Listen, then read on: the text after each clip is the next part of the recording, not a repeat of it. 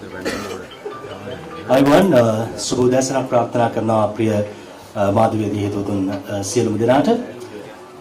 ඔබ දන්නවා ශ්‍රී ලංකා ක්‍රිකට් කණ්ඩායම මෙවර ලෝක කුසලාන ක්‍රිකට් තරගාවලිය සඳහා පිටත්ව ගියේ බලාපොරොත්තු රාශියක් එක්ක අපේ ප්‍රේක්ෂකයන් බලාපොරොත්තු වුණා මෙවර ලෝක කුසලාන තරගාවලියේදී අපේ ජාතික කණ්ඩායම ලෝක කුසලානය ජයග්‍රහණය කරන මට්ටමට යයි කියලා. නමුත් අවසනාවන්ත ලෙස ශ්‍රී ලංකා කණ්ඩායම අවසන් පූර්ව වටේ සඳහා සහභාගී වුණේ නැහැ. මේ තරගාවලියේදී තරග දෙකක් ශ්‍රී ලංකා කණ්ඩායම ජයග්‍රහණය කරන්න සමත් වුණා. මේකත් එක්ක ශ්‍රී ලංකා කණ්ඩායමට ශ්‍රී ලංකා ක්‍රිකට් ආයතනයට දැඩි විවේචන එල්ලවන්නට පටන් ගත්තා. කොහොම නමුත් අවසාන වශයෙන් මේ තරග සඳහා සහභාගී වන්නේ අපේ ජාතික කණ්ඩායම. ලෝක ශූරයන් සමග තමයි අපේ ජාතික කණ්ඩායම තරග වදින්නේ. ඉතින් මෙවර ලෝක කුසලාන ක්‍රිකට් තරගාවලියේදී ඇත්තටම මොකද්ද සිද්ධ වුනේ? අපිට කොහෙද වැරදුනේ? මේ කාරණා පිළිබඳව නියම තොරතුරු ඔබට දැනගන්නට අද දවසේදී අපි අවස්ථාව ලබා දෙන්නට තීරණය කළා.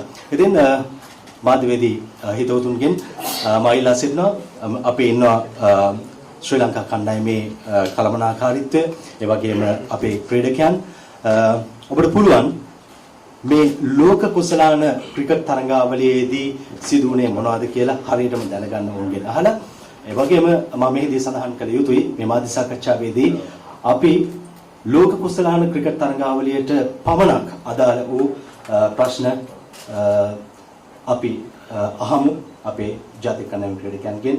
ඉතින් බොහොම ස්තුතියි විශේෂයෙන්ම ශ්‍රී ලංකා කණ්ඩායමේ මේ සියලුම සමාජිකයන්ට බෙහෙවින් ස්තුතිවන්ත වෙනවා අද දවසේදී මේ මාධ්‍ය සාකච්ඡාවට අපේ මාධ්‍ය හිතවතුන් හමුවට පැමිණීම සම්බන්ධව. හොඳයි මේ මාධ්‍ය සාකච්ඡාව ආරම්භ කරමින් මම ආරාධනා කර සිටිනවා අපේ මාධ්‍යවේදීන්ගෙන් දැන් ඔබට පුළුවන් ප්‍රශ්න යොමු කරන්න අපේ ඉදිරියේ පෙළ සිටින අපේ ක්‍රීඩකයන්ගෙන් පුහුණුකරු සහ අනිකුත් කාර්ය මණ්ඩලය.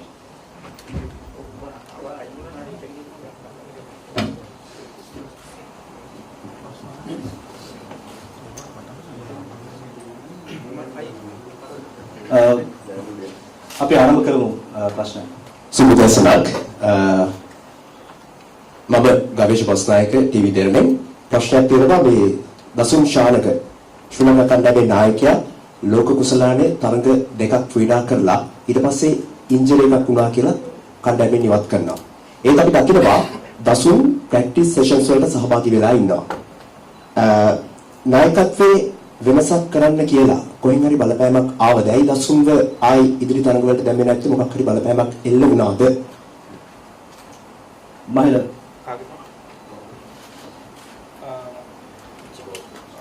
මම ඒ ගැන කතා කරොත් මම දන්නේ එහෙම බලපෑමක් තිබ්බේ නැහැ නායකත්වයෙන් අයින් කරන්න කියලා. දසුන්ට ආබාධයකට ලක් වුණා. ඒක අපි වෛද්‍ය උපදෙස් අනුව තමයි ක්‍රියා කරේ.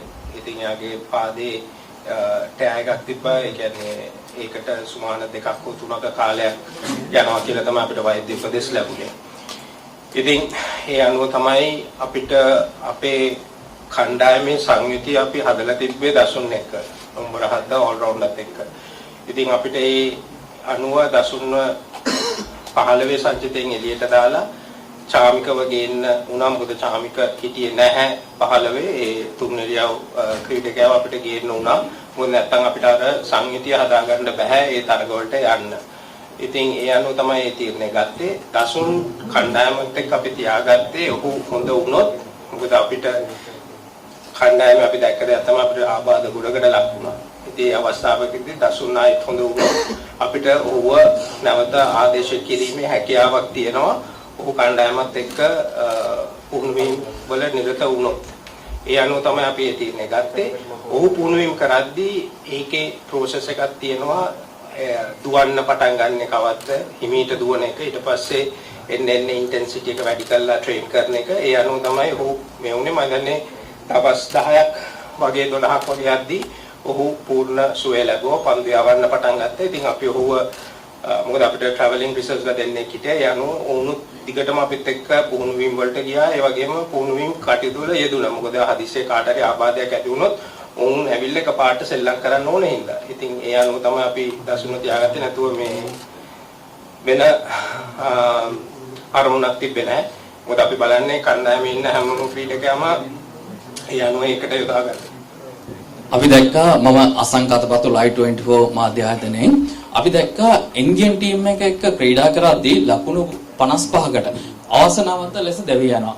ඔබතුමාලාට යම්කිසි තර්ජනයක් තිබුණාද ඉන්දියන් ටීම් එකෙන්? එහෙම නැත්නම් ලකුණු මට්ටම සීමා කරන්න කියලා පාලන අධිකාරීන් කියලා තිබුණාද?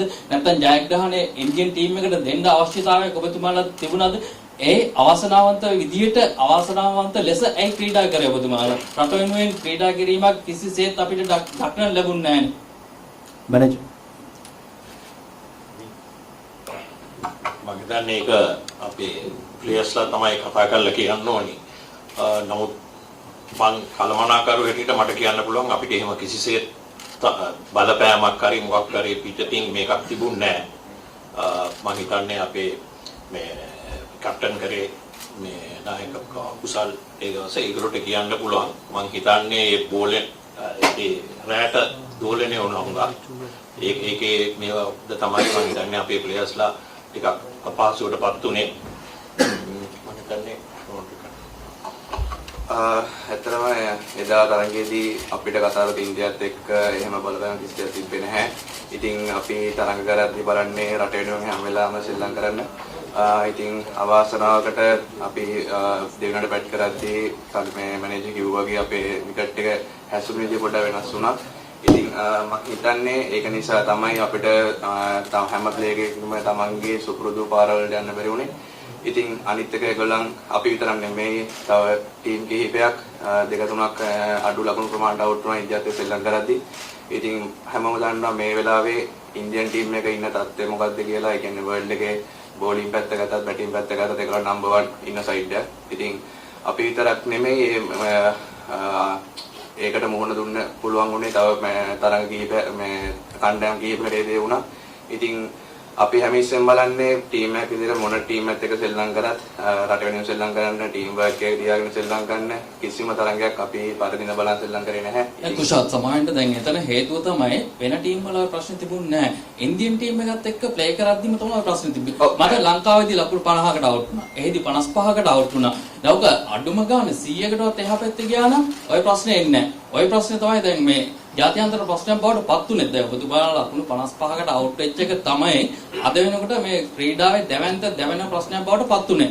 නමුත් ඔබතුමාලා ලකුණු 100ට එහා පැත්තවත් ප්ලේ කරලා තිබුණා නම් අද ICC එකෙත් අපි ඉන්නවා. ඒක පිළිගන්නව නේද? ඔව් ඇත්තටම ඒක ගැන ගොඩක් කනගාටුයි. ඉතින් මං කියන්නේ අපි හිතලා යන්නේ නැහැ මැච් එකට අපි මේ ගන්න සෙල්ලම් කරන්න කියලා. ඉතින් අපි උඩරින් බලන්නේ කොහොමද ලකුණු අතරට එන්නේ කියන එක. ඉතින් මම අතන ඉස්සෙල්ලා මෙන්ෂන් කරේ අපි ඒ ඉන්දියාවත් එක්ක විතරක් කියන නෙමෙයි ඉන්දියාවත් එක්ක සෙල්ලම් කරලා අනිත් කණ්ඩායම සවුත් ආෆ්‍රිකාව වුණත් ලකුණු 80ට ඕල් අවුට් වුණා. මම ඒක තමයි එතන පැහැදිලි කරන්න ගියේ. ඉතින් මං කියන්නේ ඉන්දියන් කණ්ඩායම අනිත් කණ්ඩායම එක්ක බලද්දී ලොකු ගැප් එකක් තියෙනවා. ඒගොල්ලන්ගේ රටේ සෙල්ලම් කරන්නේ ඒගොල්ලන් බෝලිං යුනිට් එකයි බැටිං යුනිට් එක සෑහෙන්න මේ වෙලාවේ උඩ ඉන්න කණ්ඩායමක්. ඉතින් මම ඒක එතන මෙන්ෂන් කරන්න ගියේ මේ වෙන කණ්ඩායමක් කියන එක නෙමෙයි. ඉතින් ඒෂියා කප් එකේ උනේත් අපිට මෙහෙදී අපි ඇත්තටම වර්ල්ඩ් කප් එක වුණා වගේම තමයි අපිට ඒ දේ උනේ. අපි ඒක පිළිගන්නවා අපේ අතින් වැරද්දක් වුණා. මොකද එක ටීම් එකක් එක්ක දෙපාරක් ඒ වගේ වෙන්න බෑ. ඉතින් ඇත්තටම අපි දන්නවා අපේ මොකක්ද අඩුපාඩු කියන එක. ඉතින් අපි මං හැමතිස්සෙම කියන්න කැමති අපි හිතලා යන්නේ නැහැ ලකුණු 50ට අවුට් වෙනවා 100ක් ගහනවාද 200ක් ගහන කියන එක කරන්න බෑ ක්‍රිකට් එකේ කවුරු මොනවා කිව්වත්. ඉතින් අපේ ටීම් එකක් විදිහට මම නායකයෙක් විදිහට එතන වරදක් දකිනවා. ඉතින් මම බලන්නේ ඉස්සරහට ඉන්දියාවට ශ්‍රී ලංකාවේ කොහොමද ශ්‍රී ලංකාවේ කියන එක. 𝗙𝗏𝗂𝗟𝗏 Cricket.info. Two-part question. First one, actually both could be to Mahela or Chris. There's going to be a lot of conversation about what led to the failings and whatnot. What I want to know is the learnings from this tournament. Obviously, you saw numerous 400-plus scores. You saw a lot of fast bowlers doing really well in the first 10 overs and the importance of that power play period. I just want to know, for this team, there seem to be a lot of areas where the players just couldn't, like, getting past 350, getting close to that 400 mark regularly in one-day cricket. It seemed like the team wasn't capable of getting there. I just want to know the learnings that you all as a team have had watching some of this really high-level cricket. And yes, The second question is in terms of more along in lines of the defeat and all that. I think apart from the India game, I think it was the Afghanistan game where there seemed to be a slight shift in thinking where we went from having 𝗙𝗲𝗟𝗡𝗪 opening to 𝗙𝗲𝗟𝗡𝗪 opening, which is a very different style of player, in terms of strike rate, in terms of how they approach the opening 10 overs. So I just want to know what was the thought process in the team in terms of intent as the tournament progressed. Malishka, I'll get Chris to start and then I'll come along afterwards. Hi, so I'll start with obviously the learnings, some of the things that we can take away from this competition. I think, yes, you've hit a couple of things, I'll hit the nail on the head with a few things there. From a batting perspective, we have to learn to put big scores on the board. If we look, we need to convert more. If we get good starts, we need to convert more of our starts into big hundreds, like we've seen various people do throughout this tournament on the other sides. We need to create big partnerships that will then allow us to go on to score those big scores. And that's all part of our learning as a group, and certainly something we have to work on. I think from a bowling perspective, in the power play, certainly Dilly was a shining light there for us, so I'd like to highlight him there with a new ball. But there are still, again, learnings for us. There's consistency with building pressure at both ends. The ability to take wickets in the middle phase, which will then help us at the death. And obviously just building on skills. So in general, we need to build on the skill set and the ability to build pressure through those 50 overs. And then from a fielding perspective, we need to obviously hold on to more chances. Now, I think had we held chances, things would have looked slightly different during this tournament. But what I would like to say is that no one means to drop catches, and it's not through lack of hard work. Speaking for myself, I think, obviously, I'm disappointed with how things have gone, having worked so hard with these players and the players having worked so hard to come through the qualifiers to get to where we are. We all want to put our best foot forward. The players have worked extremely hard to do that on the things that we've spoken about, but yet we have to accept there is still much work to be done. So it's, for me, the main question now is how do we put these things right? We need a very good debrief. We need to sit down and dissect everything that's happened. Make a plan going forward, really, for the next cycle. And that's the exciting thing for me. But one thing that's made me more determined than ever to bring success to SLC is to make sure that we provide an opportunity for these guys to grow and learn. And then come the next World Cup and the T20 World Cup that's coming up, we can obviously go out there and compete and win, which is what we want to do. We're all very proud to wear the Sri Lanka badge on our chest. So that's, for me, that's the thing that we must do now. But yeah, plenty of learnings. Some of them I've just touched on there. Hiru?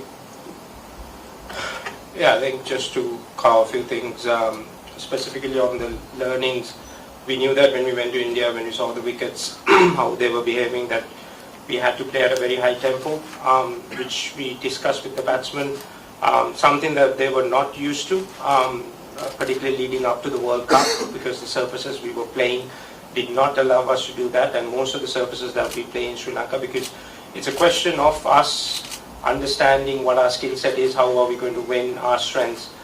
Domestic cricket is being played on slowish wickets, so the batsman will not trust their shot selection on good wickets because they're not used to that. So it was a challenge against the high quality bowling units in the World Cup. So this was a discussion, and we gave them the freedom to go out and play that high tempo. I thought the first two games they executed really well. Unfortunately, for me, the biggest game for us, momentum-wise, was the Pakistan game, where we got 340 and we could not defend that. I think if we were able to defend that, things probably would have been much different with the confidence in a tournament like that. Yes, we had a bowling unit that we planned building up to, but unfortunately we couldn't take those 5 bowlers. Unfortunately, those 5 bowlers hadn't played for us together in one single tournament for 16 months. And these are learnings. How do we keep our best players on the park? That's something that individually as players they need to be much more disciplined in their fitness and how they go about doing that. As a unit with skill set, they know that where they are. I think somebody started saying that There's a lot of expectations. I think we have to be realistic about our expectations. Going into this World Cup, we played the qualifiers to get to the World Cup. We knew we were the two bottom teams in that pile. And that showed in our performances throughout 2 years. We played, I think, 35 games in the last 16 months, ODI cricket. We have a very good record. Being 20% win percentage, we were up to more than 50. We won 25 games, lost 13 games. That was our record. So we are heading in the right direction. But at the same time, as skill-wise compared to other teams, we need to improve. I think the boys knows that. They've been honest in their conversations during the World Cup. Bowling-wise, we need to be much more consistent. Batting-wise, we need to be much more consistent. For me, the biggest concern is our fielding. Our intensity on the field. We dropped 16 catches, which is the highest in the competition. When you're going with a depleted bowling unit, I think us on the field has to have no mistakes. And that's something with concentration. There's nothing to say they work hard. They work really hard in the fielding, in practices, doing everything that they need to do. But on the field, the anticipation and execution, we do lack. That comes with experience. We knew that when we set this team up 2 years ago with the selectors and the decision was taken, we're going into this 50-over World Cup with less experience. Usually, for us to compete at highest level, we need a higher group of players with 150, 200 plus games. That would have been a different story. But we didn't have that. So it is an investment for the future. And that we all knew when we made that call. And we were working towards that. The T20 World Cups we had, I thought the skill set allowed us to compete, and we did really well in those World Cups. We won an Asia Cup playing T20 cricket, and we got to the finals in the 50 over. That was a good high point for us. So the thing is, it's a process that we have to trust, and it's a process that we have to be patient with, because this is a skillful group. Most of the guys are in their early 20s or mid 20s. That means they're going to be a force to reckon with going forward. The expectations, I understand. I think the fans, the cricket fans, Sri Lankan fans, they all know that when we go for a World Cup, we're going to do well, we're going to perform well. But that expectations has to be realistic, and along with the plans. I think people jumping and shouting and screaming has to realize what is modern day cricket is and how are we going to compete going forward. And the plans have been set, but we just need to be patient and work harder in areas where we need to improve. I think Chris touched on some of the areas. For me, the biggest thing is the fitness. What I notice over the course of a tournament like this, because of our fitness, the fatigue got into us and the performance died down. From first game towards the last game, we saw guys making a lot more mistakes. That happens with mental and physical fatigue. The execution and the concentration lacks is because of that. And that's something that we've spoken about. So there are areas we know we need to improve going forward. Our domestic cricket, the skill set, the standard needs to improve, the fitness needs to improve. There's no hiding behind that. And we all, as part of a management group, trying to get this project the right track, understand that, and we take full responsibility for that. There's no hiding behind any closed door. We've openly had conversations with the boys. They know what they need to do and how they need to improve. And us as coaches and advisors and doing all this, we take full responsibility. But it is a process that we all have to trust and be patient. And hopefully one day, 3 years, 4 years down the line, when we see the success, we all can humbly be satisfied that what we put in place has worked. Just to add a little bit more to what Mahela has said there, which is absolutely correct. It's not just a case of one thing that we need to pull together, it's a group of things that need to come together all at the same time, and that's why from now on we need to do a good debrief that I spoke about and pull everything together. You know what I mean? Look at each area, how do we bring that together, how do we make it work together, so integrated practice. I think expectations is a big one. I mean, we have to remember that we're not the only team going home from a World Cup disappointed. There are many teams going home disappointed. Realistically, only one team can win. And there are much higher ranked teams than us at this moment in time that will be asking exactly the same questions as we are. The important thing is, what do we learn from this, how do we learn from it, and how do we put that right? And that's what we have to do in the next phase. Hiru. මහිලයි මම ක්‍රික්විදු පහුගිය අවුරුදු 4ක කාලය පුරා ශ්‍රී ලංකාව ක්‍රීඩා කරන හැම අන්තර්ජාතික තරගයක්ම මම ප්‍රියැනලිසිස් එකක් සහ පෝස්ට් ඇනලිසිස් එකක් කරනවා. ඒ වගේම මේක ප්‍රේක්ෂකයන්ට දැනගන්න සලස්වනවා. එතකොට අපි දැක්ක පහුගිය කාලය පුරා අපි පහුගිය අවුරුදු 2ක කාලය ගත්තොත් අපි ක්‍රිකට් පහළ තැනක ඉඳලා ටික ටික ඉම්ප්‍රූව් වෙගෙන ආවා. එතකොට අපි විශ්වාස කරපු දෙයක් තමයි අපි ප්‍රේක්ෂකව විශ්වාස කරපු දෙයක් තමයි අපිට අඩුම තරමේ මේකේ මුල හතරට එන්න බැරි වුණත් 5-6 තැන්වල අපි මේ තරගාවලිය ඉවර කරයි කියන එක. හැබැයි අපිට තරගාවලියේ අවසානයේදී මුල 8ට එන්න බැරි වුණා. අපිට චැම්පියන්ස් ට්‍රෝෆි එකක් නැති වුණා. අපි දැන් වර්තමානයේදී ඉස්සර ක්‍රිකට් නෙමෙයි අපි ස්මාර්ට් ක්‍රිකට් එකක් ගැන කතා කරන්නේ. එතකොට අපි ගොඩක් දේවල් කන්සිඩර් කරනවා. වෙදර් එක, ඊට පස්සේ මේ පිච් වල කන්ඩිෂන්ස්, ඊට පස්සේ අපි ගත්තොත් අපිට ඊළඟට යන්න තියෙන තරඟවල ගෝල් එක, මේ දේවල් ගැන බැලුවොත් අපි අන්තිම තරගය ගත්තොත් අපි ඒ තරගයේ තව ලකුණු 30ක් 40ක් ගහලා නවසීලන්තේ තව ඕවර් 5ක් 6ක් පස්සට ඇද්දනම් අපි චැම්පියන්ස් ට්‍රෝෆි එකට සුදුසුකම් ලබනවා. එතකොට මට තියෙන ප්‍රශ්නේ දැන් මේ තරගාවලියේ පුරාම ගහපු මැච් වලින් තව ලකුණු 30ක් අපිට එකතු වෙලා තිබ්බනම් අපි චැම්පියන්ස් ට්‍රෝෆි එකේ ඉන්නවා.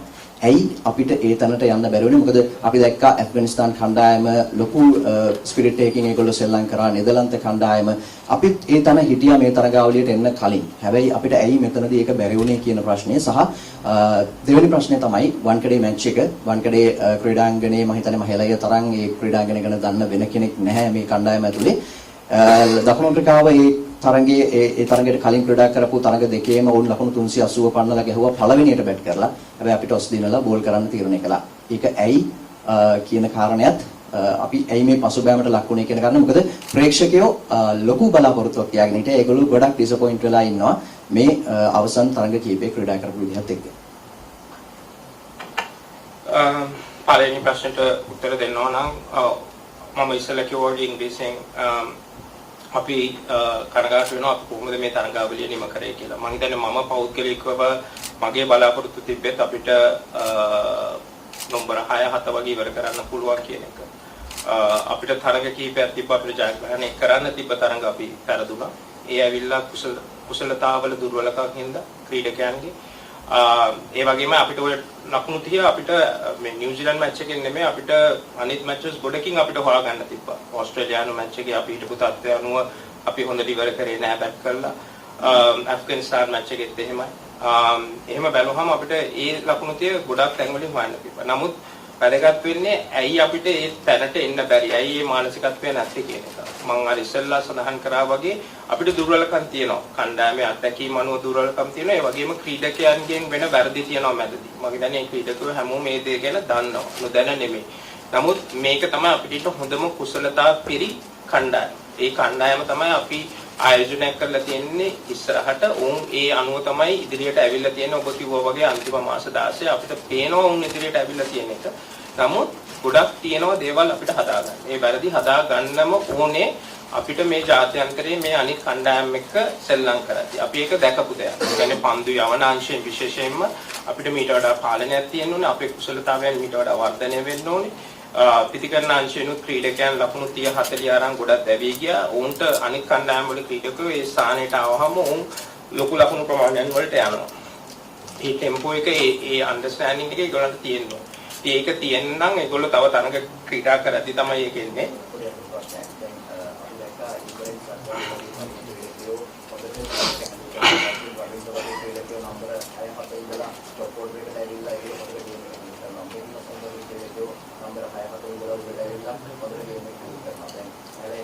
අපේ ක්‍රීඩකයන්ට දක්ෂතාවය තියෙනවා.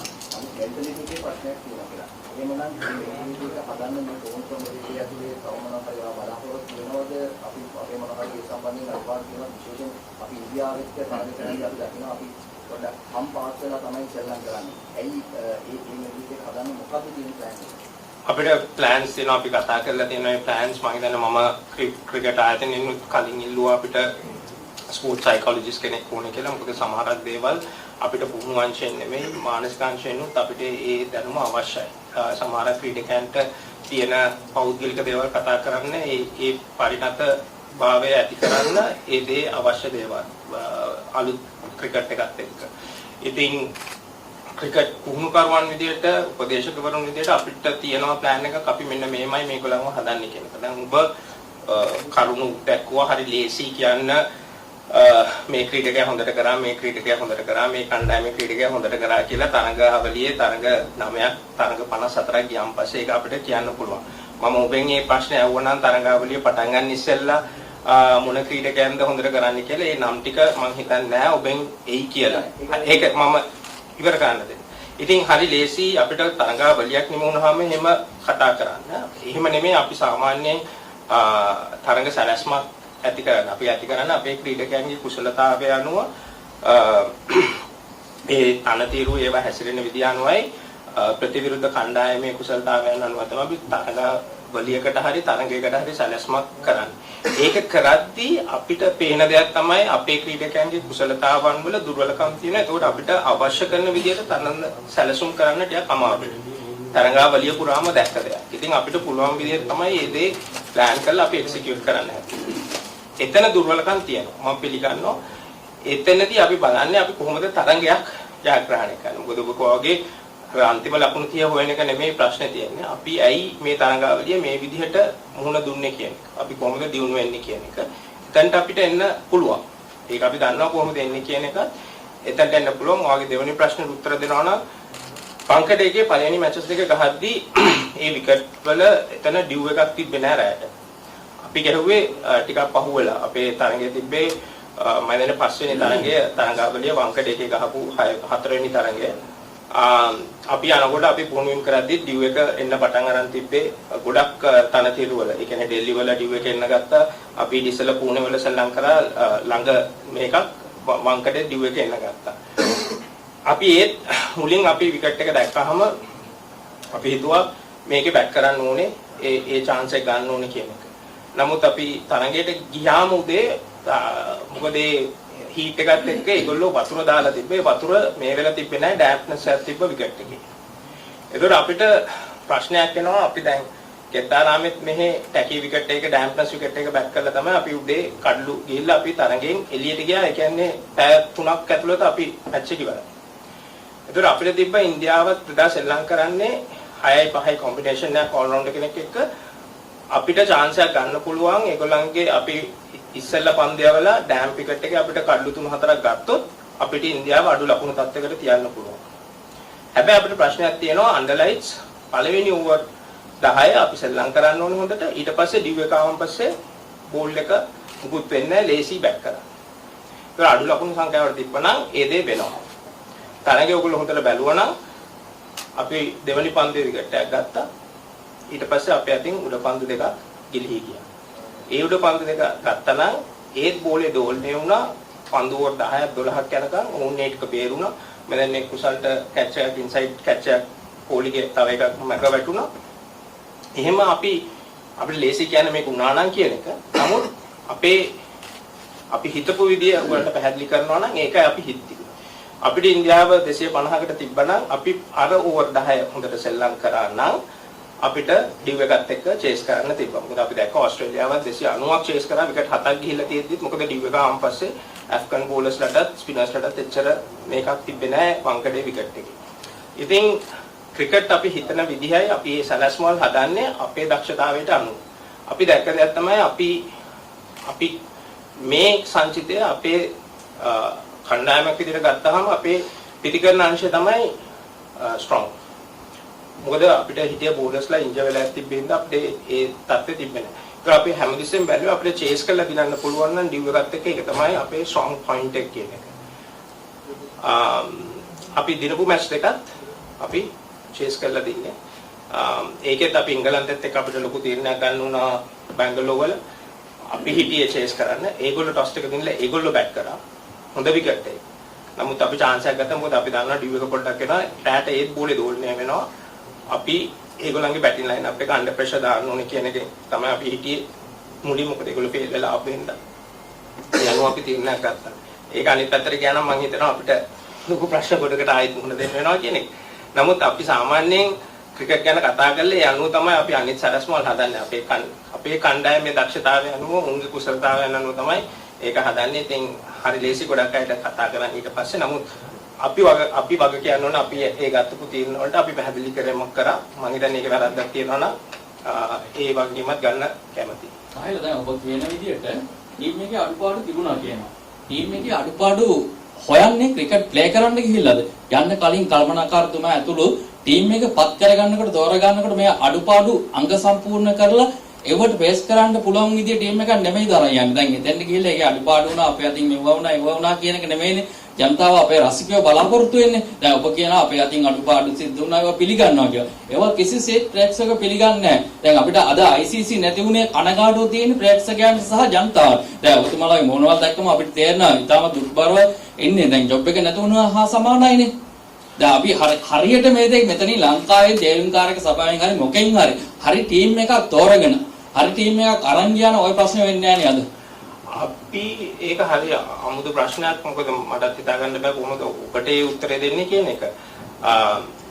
අපි අවුරුදු දෙකක් ප්ලෑන් කළා මේ ටීම් එක තරඟ 30 ගානකට සහභාගී වෙලා උන් ජයග්‍රහණය ලබාගෙන ආසියානු කුසලානෙකුත් දිනලේ අනිත් එකේ ෆයිනල් එකට ආවන් පස්සේ අපි හිතනවා අපි ඒ තෝරගත්තු කණ්ඩායම හරි කියන එක. නමුත් එතන ගිහිල්ලා ලෝකෙත් එක්ක ලෝක කුසලානයකදී සෙල්ලම් කරද්දී අනිත් කණ්ඩායම් එක්ක අපි වැරදි කරන එක ඒක ස්වභාවික දෙයක්. ඒ කියන්නේ අපි උනත් ඕන ක්‍රීඩකෙක් අපි සෙල්ලම් කරන කාලේ උනත් අපි අතින් වැරදි වෙනවා. අපි කොච්චර දක්ෂතාව තිබ්බත් ඒකම අපිට ඕන වෙලාවට ඒ විදිහට කරන්න බෑ. ඒක අත්දැකීම් එක්ක යනු වෙන දෙයක්. ඉතින් ක්‍රීඩකයන් අපි දන්නේ නැහැ කොහොමද සෙල්ලම් කරන්නේ ටූර්නමන්ට් එකකට ගිහලා. අපි හදන්නේ හොඳම කණ්ඩායම, කුසලතාවයන් තියෙන හොඳම කණ්ඩායම ඉදිරිපත් කරන්න. ඉතින් ඒ අනුව තමයි තේරීම් කරලා ඒ දේ කරන්නේ. ඉතින් ඒ තේරීම් කරලා ඒ දේ කරලා අපි අතින් වැරදි වුණොත් තරඟාවලියකදී ඒක ස්වභාවික දෙයක්. අපි ඒක අතඋස්සල පිළිගන්න ඕනේ. අපි හොඳට සෙල්ලම් කරේ නැහැ කියලා. නෑ එහෙම කිසිම ක්‍රීඩකයෙක් ගියේ නැහැ නුසුසු ක්‍රීඩකයෝ. අපිට එකම දේ තිබ්බේ අපිට ආබාධ වලට ලක් වෙලා තිබ්බේ හින්දා අපිට පළවෙනි ඒ කියන්නේ අපිට ගෙනියන්න ඕනම ක්‍රීඩකයන් අපිට ගෙනියන්න බැරි වුණා. අන්න එතනයි තියෙන්නේ. නමුත් අපිට ඒ ආබාධ වලට ලක් වුණාම ඒ දේ අපිට ඒ පාලනය අපිට කරන්න බෑ. ඒ වගේම මොකද මහත්තයා දැන් අපි ආයේ වංශනේ ක්‍රීඩා කරන තරගය ගැන අවධානය යොමු කරොත් දැන් පාර්ලිමේන්තු මන්ත්‍රීවරයෙක් කිව්වා මේ ඔබතුමාගේ කීමල තමයි එනවා ටොස් එක දීලා ඉස්සෙල්ලාම බෝල් කරන්න කණ්ඩායම නායකයෙක් තීරණය කරේ කියලා කතාවක් වුණා. ඒකද දැන් ඔබතුමා සාධක වගේක් කිව්වා ඇයි අපි ඉස්සෙල්ලාම මේක මේ කියන තෝරගත්තේ තීර කරන්න කියන එක. ඒ රෝහිත් ශර්මත් කියනවා අපි ටොස් එක දීලා නම් අපි බැට් කරන්න තමයි හිතේ කියලා.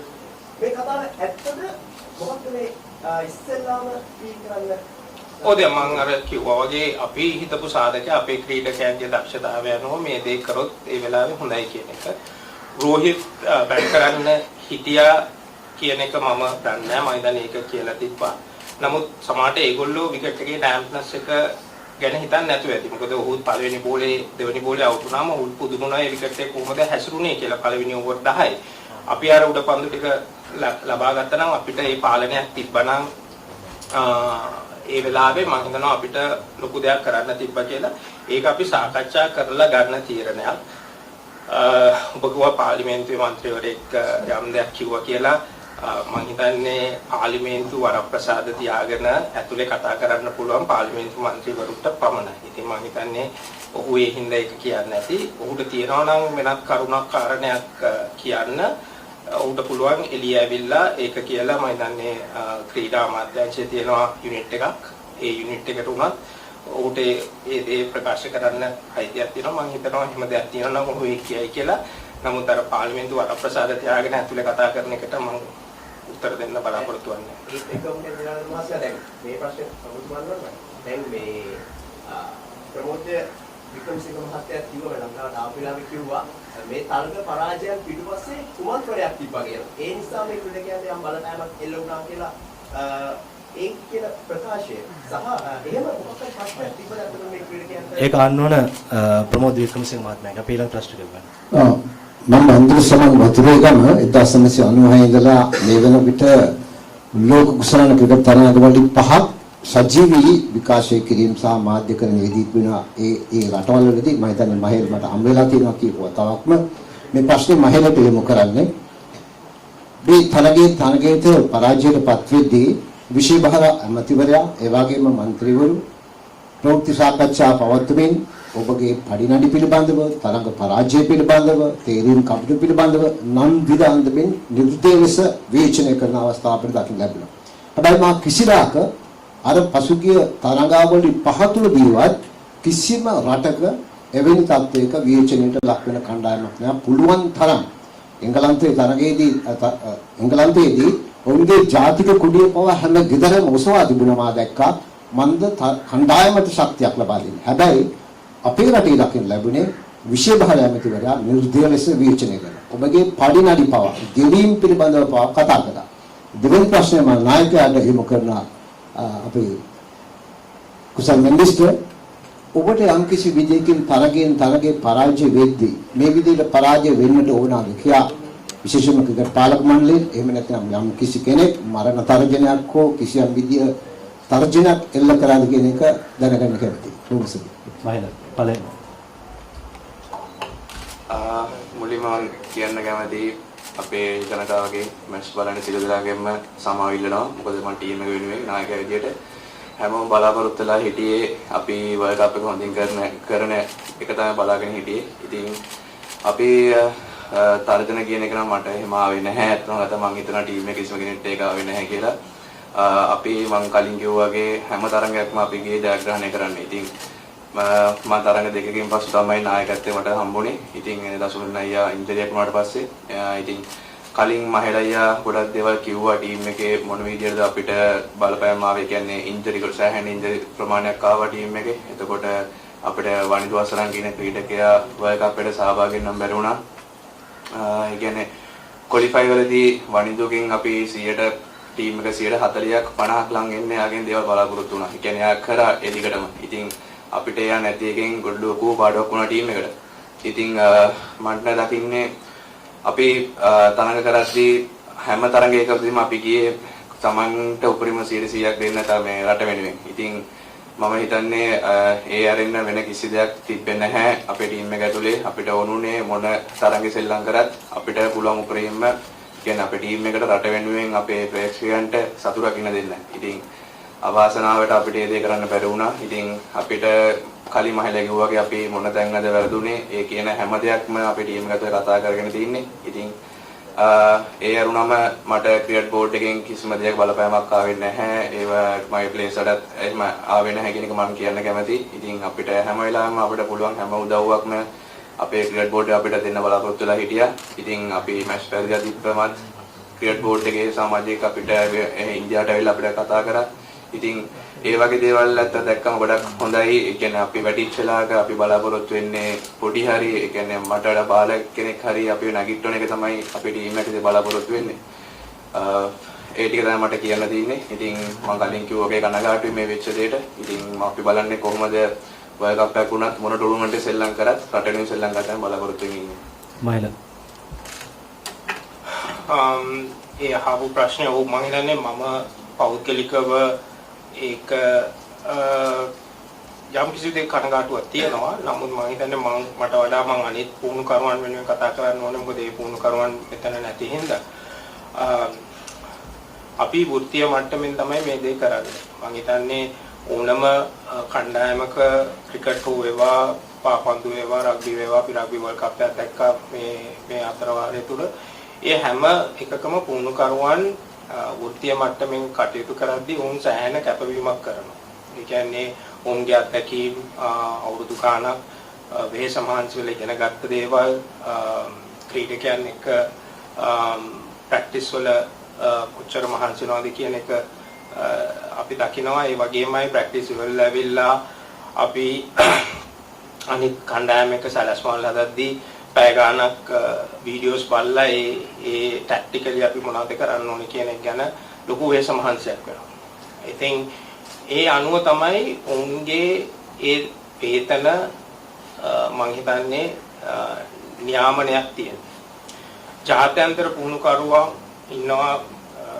දැන් අපි ක්‍රිස්ව ගත්තොත් උන් වෙන රටවල් එක්ක වැඩ කරද්දී උන්ට වෘත්තිකයන් විදියට ගෙවන ප්‍රමාණයක් තියෙනවා. මම හිතනවා ඔහුගේ නමක් මේකට ඇඳුනා කියලා.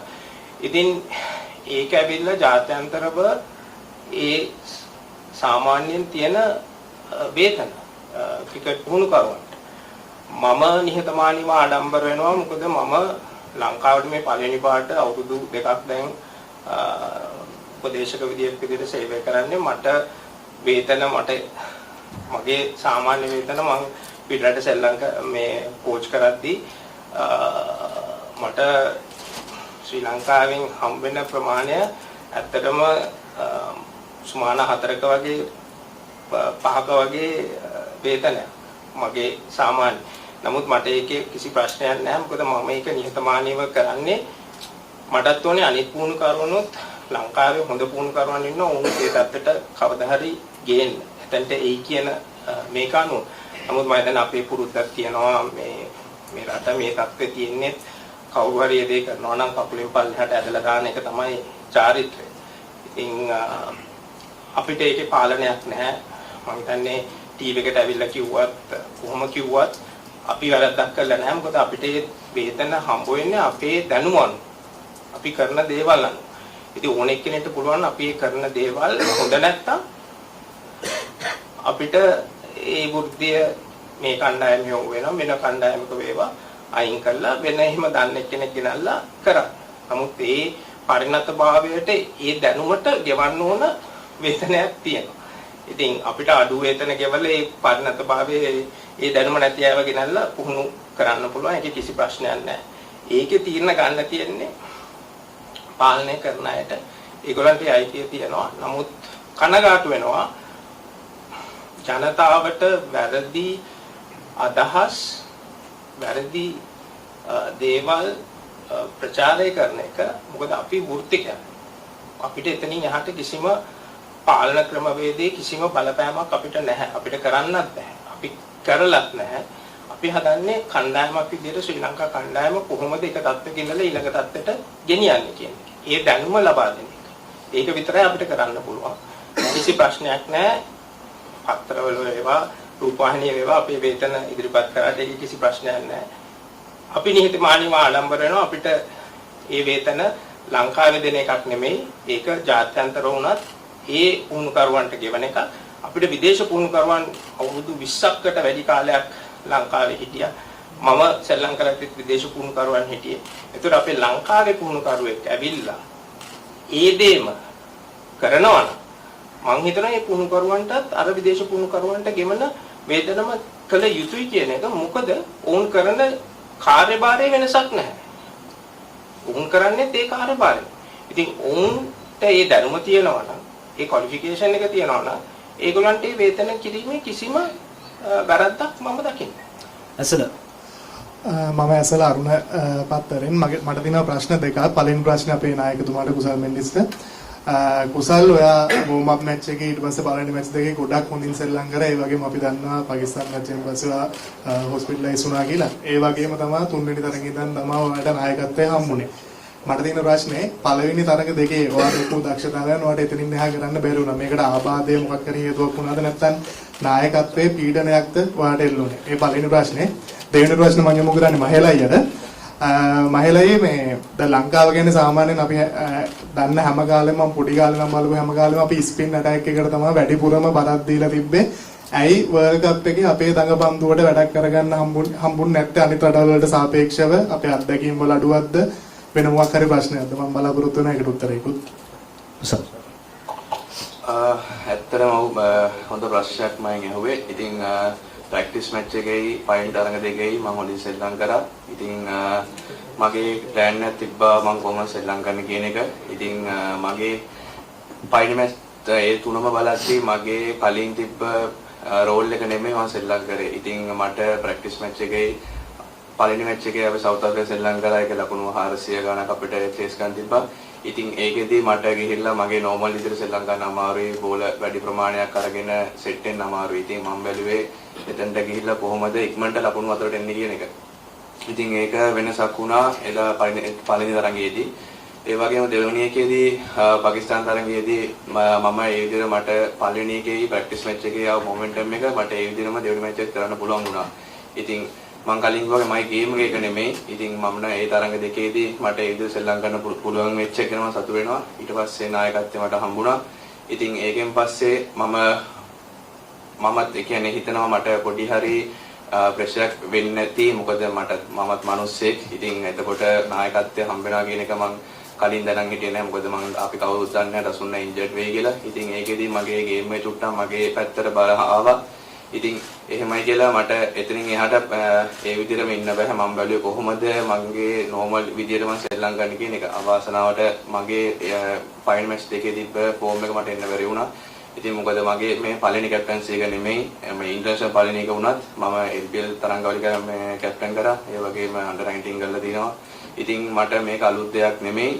ඒ වගේම ඉතින් මට ඒ වෙලාව ආපු ප්‍රෙෂර් එක සමානලට මට එතනින් එහාට මගේ ගේම් එකට මට එන්න බැරි වුණේ ඒක හින්දා තමයි දැන් මේ විතර එක මගෙන් ප්‍රශ්න අහන්නේ. ඉතින් මම කලින් කිව්වා ඉතින් මම ගැන ගොඩක් කනගාටුයි. ටීම් එකට මට අවශ්‍ය පළවෙනි තරඟ දෙකෙන් පස්සේ අවශ්‍ය දේ කරන්න බැරි වෙච්ච එක ගැන.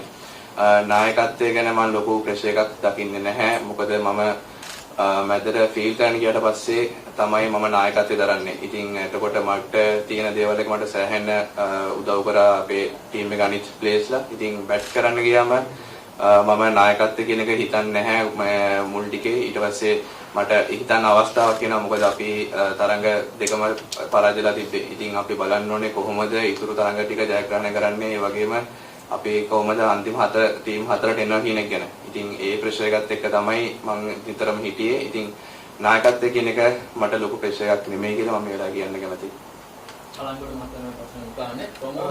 පොඩි තව උත්තරයක් දෙන්න. මට මගේ ප්‍රශ්නයක් ඇහුවා මට මතක විදිහට ඇහුවේ අපේ දඟපන්දේවන්නන්ටයි මේ තරඟාවලියේදී වැඩි දෙයක් කරන්න බැරිද කියලා. හොඳ ප්‍රශ්නයක්. මම හිතන්නේ මේ තනතිරු ඉතාමත් හොඳ තනතිරු. මේ තනතිරු වල දඟපන්දේවන්නන්ට පන්දු යවන්න ක්‍රම වේදයක් තියෙනවා. ඒ කියන්නේ අපි ඕවර් ස්පින් දාලා බෝලේ සීම් එකෙන් තමයි ස්පින් කරන්න පුළුවන් වෙන්නේ. ඒ කියන්නේ අපි ගත්තොත් කේෂව මහරජ් සන්න ඒ කියන්නේ ඒගොල්ලෝ පන්දු යවන විදිය දැක්කහම ඔයගොල්ලන්ට තේරෙනවා ඇති. ඒක බැලුවාම ඒගොල්ලෝ ඒ බවුන්ස් එක ගන්න ඒ විදියට පන්දු යවලා. අපි ලංකාවේ සෙල්ලම් කරද්දී අපි හොඳ තනතිරු වල සෙල්ලම් කරන ප්‍රමාණය බොහොමත්ම අඩුයි. විශේෂයෙන්ම අපේ ක්‍රීඩා සමාජ තරඟවල. ඉතින් ඒ තරඟවල තනතිරු අනුව අපිට ඒ ඕවර් ස්පින් එක දාලා බෝල් කරන්න ඕනේ නැහැ. නිකන් ඇවිල්ලා බෝලේ නිකන් කරකැවුවාම බෝලේ කාඩක වෙනවා. අර විදියට බෝල් කරන්න ලොකු ප්‍රයත්නයක් දාලා තමයි ඒක පන්දු යවන්න ඕනේ. එතන තමයි අපේ කුසලතාවල් වල ලොකු වෙනසක් දකින්නේ. ඉතින් අපි ගත්තොත් මම සෙල්ලම් කරන කාලේ අපි රංගන හේරත් වගේ කෙනෙක් ගත්තොත් රංගන එංගලන්තේ ගිහිල්ලා සෙල්ලම් කරලා ඇවිල්ලා තමයි අපේ ජාතික කණ්ඩායමකට ආවේ. ඌටත් ඒ හැකියාව තිබ්බා. ඉතින් අපි බලන්නේ අපේ දඟපන්දු යවන්නන්ට ඒ කුසලතාවයන් කොහොමද ඉදිරියේදී ගෙනියන්නේ කියලා. දැන් ඔයගොල්ලෝ අපෙන් ප්‍රශ්නයක් අහන්න පුළුවන් එහෙනම් ඇයි අපි හොඳ තනතිරු වල අපි අපේ ජාත්‍යන්තර තරඟ සෙල්ලම් කරන්නේ නැත්තේ කියන එක. හොඳ ප්‍රශ්නයක්. දැන් අපි තරඟ ජයග්‍රහණය කරන්න ඕනේ අඩු ගන්න අපි ලංකාවේ සෙල්ලම් කරන තරඟ. ඒතකොට අපි ජයග්‍රහණය කරන්න නම් අපේ දක්ෂතාවයන් වලට අපිට පුරුදු වෙලා තියෙන විදිහට අපි ඉස්සෙල්ලා සෙල්ලම් කරන්න ඕනේ තරඟ ජයග්‍රහණය කරන්න. එතකොට තමයි අපේ දක්ෂතාවයන් තියෙන්නේ අපේ මේ වගේ තනතිරු වල. අපේ පිටිකරුවන්ටත් ඒක පුරුදු ඒ තනතිරු වල සෙල්ලම් කරලා. එතකොට අපි දැන් බලන්න ඕනේ අපි කොහොමද මේකෙන් අනිත් තැනට යන්නේ කියලා. ඒ ක්‍රමවේදය හදලා තමයි තාක්ෂණික කමිටුව ඒ කියන්නේ අරවින්ද අයියා, රොෂාන් අයිලා, මුරලි සංගල එකතු වෙලා සැලැස්මක් හදලා කිව්වේ අපි මීට වඩා අපේ තරඟ කියන්නේ අපේ ඩොමෙස්ටික් ක්‍රිකට් එක මීට වඩා දියුණු වෙන්න ඕනේ. ඒ අනුව තමයි NSL ටූර්නමන්ට් එක පටන් ගත්තේ. දැන් ඒක පටන් අරන් අපි එක අවුරුද්දක් ගැහුවා. ඒකත් ගැහුවේ තරඟ සුළු ප්‍රමාණයක්. මේ අවුරුද්දේ තමයි ජනවාරි වල ආයෙත් ඒ තරඟාවලිය සෙල්ලම් කරන්නේ. ඉතින් ඒ අනුව අපිට පුළුවන් අපේ ජාත්‍යන්තර තනතිරු ඒ කියන්නේ ඒ අනුව අපිට සකස් කරලා ක්‍රීඩකයන්ට ඒ අත්දැකීම් ලබා දෙන්න. නමුත් අපි ඉදිරිය ගැන හිතනවා නම් මම හිතන්නේ අපේ ක්‍රීඩා සමාජ තරඟත් අපි හොඳ තනතිරු වල සෙල්ලම් කරන්න ඕනේ. ක්‍රීඩකයන්ට ඒ අත්දැකීම ලබා දෙන්න ඕනේ. එතකොට අපිට ජාත්‍යන්තර වශයෙන් උනත් අපිට ඒ මාරු කිරීම ඉතාමත් මනින් කරන්න පුළුවන්. මොකද අපි අnder 19 එකෙන් උනත් ළමෙක් ඇවිල්ලා පළමුව සෙල්ලම් කරන්නේ ක්‍රීඩා සමාජ තරඟ. එතකොට ඔවුන්ගේ කුසලතාවයන් හදාගන්න නම් අපි හොඳ තනතිරු වල සෙල්ලම් කරන්න ඕනේ. දැන් මම ස්ටැට් එකක් දුන්නොත් අපි high performance එක ඇනලිසිස් එකක් කරලා කියනවා දැන්ට තරඟාවලිය ක්‍රියාත්මක වෙනවා ක්‍රීඩා සමාජ තරඟ. දැන් සෙල්ලම් කරන තියෙන ක්‍රීඩා සමාජ තරඟ වලින් 86ක් පන්දයවල තියෙන්නේ දඟපන්දයව. අපි දැක්කා මේ ඊයේ පෙරේද තරඟ දෙක තුනක් සෙල්ලම් කරා. ඒකේ මුළු ඉනිමම පන්දයවල තියෙන්නේ දඟපන්දයවන්න. මේක පන්දයවන්න එක පන්දු ඕවරයක්වත් යවලා නැහැ. ඉතින් අපි කොහොමද අපේ කුසලතාවය අපේ ක්‍රීඩකයා ජාත්‍යන්තරයට ගෙනහිලා කොහොමද අපි එක හදන්නේ?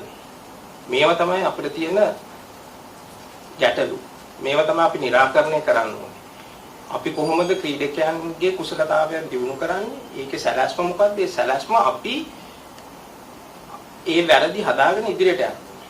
එතනට ගියොත් තමයි අපිට කණ්ඩායමක් විදියට ලංකාවේ ක්‍රිකට් එකේ ඊළඟ අවුරුදු 10 කොහෙද තියෙන්නේ කියන තැනටත් ගෙනියන්න පුළුවන්. අන්නේ අපි වැරදි හදාගන්න. I'm Susita from Daily Mirror. There are two questions actually. I know when the World Cup was going in India, there were so many things happening here in the political and the sports scenes. At any point, does what was happening in Sri Lanka affected the team as a whole? I need an answer from the team and also from Mahela. The second thing was that there was an allegation that closer to the World Cup, there was we played LPL and got injured our two key bowlers. Should we make this mistake again? But අහන්න ප්‍රශ්න තමයි ශ්‍රී ලංකාවේ match එක යන වෙලාවේ ඉන්දියාවේ match එක යන වෙලාවේ ශ්‍රී ලංකාවේ දේශපාලනය සහ ක්‍රිකට් වල ලොකු දේවල් සිද්ධ වුණා. මේ ලොකු කතා බහ ගියා. මේ වෙච්ච කිසිම මේ දේවල් ක්‍රීඩකයින්ට ටීම් එකක් විදිහට අපට බලපෑමක් වුණාද? ඔබගේ පර්ෆෝමන්ස් වල බලපෑමක් වුණාද? දෙවෙනි එක තමයි වර්ල්ඩ් කප් අතනක තියාගෙන LPL ගහලා අපේ හොඳම බෝලර්ස් දෙන්නෙක් තියලා යන්න ඕන එක ඒක මේ මිස්ටේක් අපි ආපස්සට කරන්න ඕනද? කුසල්. I think I'll answer the first question. Yes, actually there were concerns. It's pretty obvious. It's on social media, and all the players have phones, smartphones, and the information, whatever happens here, is communicated instantly. So there were concerns, but actually, as the management committee, we did discuss with the players. And this happened, I think, just before we went for the Bangladesh game. And we had one of the officials from Sri Lanka Cricket who also came there and advised the players along with the management for the players to focus on cricket and to actually not to be, get distracted by whatever is happening here. So there could have been some concern, but I'm sure the players were focused on playing cricket. කුසල් උත්තර දෙන්න. I'm quite happy to answer the question. Obviously, from a political point of view, being an outsider, I think it would be wrong of me to go there. Respectfully, I won't go there. I will say that some of the things that was written about me were factually incorrect. So I'll just put that out there just to clear that one up. I think from the LPL point of view, obviously we did lose a few key players coming out of that tournament, but the fact is that every country in the world will be having the same conversation about scheduling as well. Obviously things have got tight since COVID and schedules have been pushed together. Obviously we had Asia Cup as well. I think moving forward, the learning for us is that actually from a scheduling point of view, the cricket and the scheduling side of things have to work very closely together. We have to work very hard on creating blocks for training so we can get our players fitter and stronger to minimise injuries going into these main competitions. Because again, when we arrive at major competitions, we need to make sure that our players are all fit, strong, and we can field our best 11 in every game. And unfortunately, as already has been mentioned in this press conference, we've not been able to do that for a while now. So again, it's part of our learning moving forward. And as I've already said, part of this will be all departments working very closely together in the future, moving forward, and making sure that we're communicating and obviously we're creating the best opportunities to go out there and win tournaments. LPL තරඟාවලිය ක්‍රීඩා කිරීමත් යම් බලපෑමක් වුණාද කියන ප්‍රශ්නය අහුවා. ඒකට උත්තරයක් දෙන්න පුළුවන්. ඇත්තටම මේ ගැන කතා කරොත් මම හිතනවා ලංකාව විතරක් නෙමෙයි ලීග් එකක් ගහන්නේ. ඉතින් ඉන්දියා, ඕස්ට්‍රේලියා, ඉංග්ලන්ඩ් හැමෝගම ක්‍රිකට් එක ගොඩක් උඩට ගිහිලා තින්නේ ඔය වගේ ලීග් සෙල්ලම් කරන නිසා. ඉතින් මම හිතන්නේ ලංකාවේ අපිට ලීග් එක මේ දාන්න තියන්නේ කියන්නේ හැම රටකම ලීග් එකක් තියෙනවා. ඒක ඩේට්ස් දාද්දී ගොඩක් වෙලාවට හැමෝම බල්ලා තමයි දාන්නේ. අනිත් ලීග් වලට යන්න පුළුවන් ද බැරි වෙනවද කියන එක.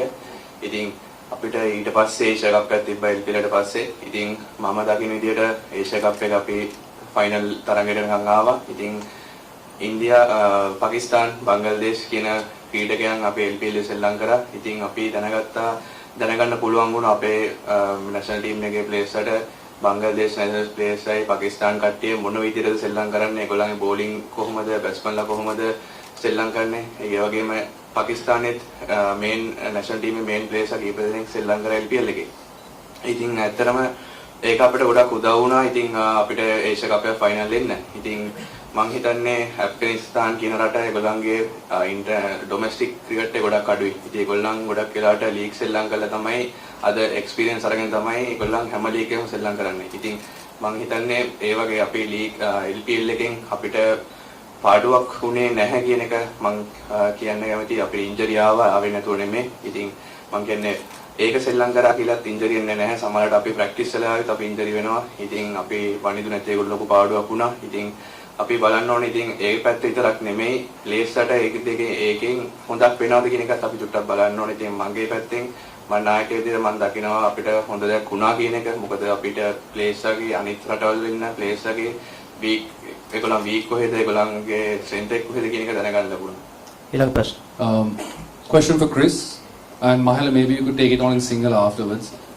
Chris, building up to this World Cup, there were 2 T20 World Cups that the team was preparing for, and this was something that even England struggled with in terms of getting their players geared up for ODI cricket when everything is sort of geared to the 20-over game.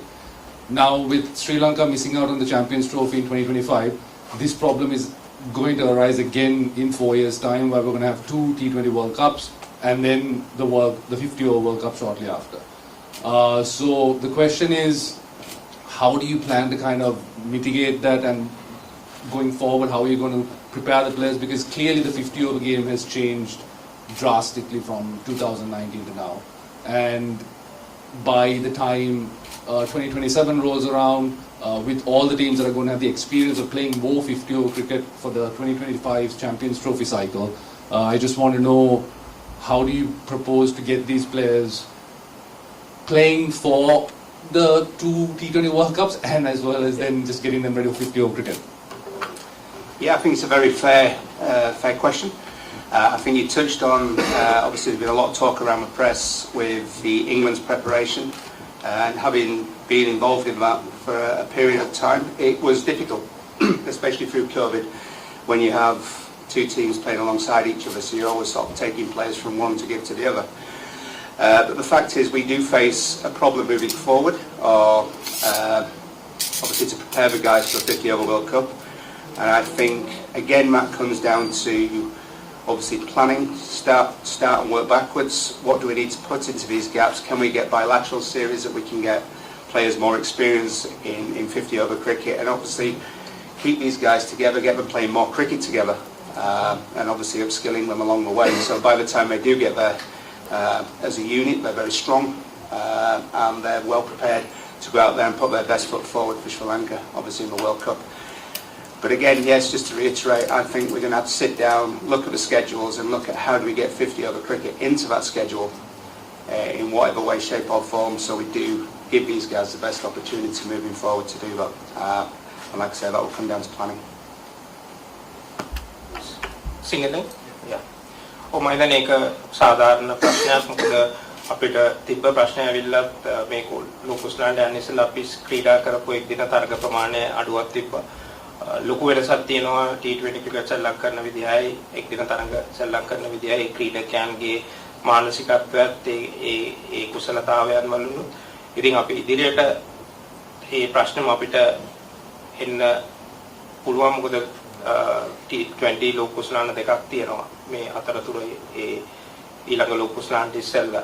ඉතින් අපි බලන්න ඕනේ අපිට Champions ට්‍රෝෆි එකත් නැති වෙච්ච එක අපි කොහොමද අපේ FTP එකට වැඩිපුර එක් දින තරඟ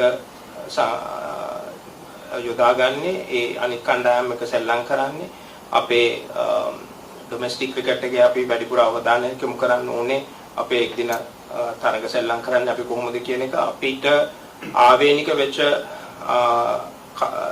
ක්‍රීඩා රටාවක් අපි හදා ගන්න ඕනේ. ඒක ඉතාමත් වැදගත්. අපේ ඉන්න ක්‍රීඩකයන්ගේ දක්ෂතාවයන් එක්ක ඒ රටාව මොකක්ද කියන එක අපි හඳුනා ගන්න ඕනේ. ඒ හඳුනා ගැනීමත් එක්ක ඒ ක්‍රීඩකයන්ගේ ආදේශ කළ යුතුයි ඉදිරියට. ඒ අනුව තමයි අපිට සංචිතයක් ඒ වගේම සංයුතියක් හදාගන්න වෙන්නේ. ඉතින් ක්‍රිස් කිව්වා වගේ අපි මේ ලෝකුස්ලානේ මොනවද උනේ කියන එක අපි සාමාන්‍ය සාකච්ඡාවක් කරනවා පුහුණු කරවන්නේ හැමෝමත් එක්කම. ඊට පසුව අපි වාර්තාවක් ලබා දෙනවා ක්‍රිකට් ආයතනයට. ඒ අනුව උන් එක වාඩි වෙලා අපි බලන්න ඕනේ ඉදිරියේදී අපේ පළවෙනි අවුරුද්දේ ඊළඟ අවුරුදු දෙක ඊළඟ සයිකල් එකට අපි කොහොමද සැලැස්මල් හදන්නේ කියලා. ඒ අනුව තමයි අපිට අපේ කණ්ඩායමේ එක්දින කණ්ඩායමත් T20 කණ්ඩායමත් ඒ වගේම අමතක කරන්න නරකයි අපිට ටෙස්ට් කණ්ඩායමක් තියෙනවා ආයෙත් අවුරුදු දෙක සයිකල් එකක් තියෙනවා ටෙස්ට් චැම්පියන්ෂිප් එකට. ඒක අපි කොහොමද කරන්නේ කියලා මොකද ඒකත් මම දැන් රෑන්කින් 10 හිටිය අවුරුදු දෙකකට ඉස්සෙල්ලා අපි ගිය අවුරුද්දේ අපිට එක සීරීස් එකක් කියන අවසාන නවසීලන්ත සීරීස් එක අපි 1-0කින් ජයග්‍රහණය කරා නම් අපි ඒ ටෙස්ට් ෆයිනල් එක සෙල්ලම් කරනවා. මම දැන් අපේ කණ්ඩායම බොහෝ දුරක් ඇවිල්ලා තියෙනවා.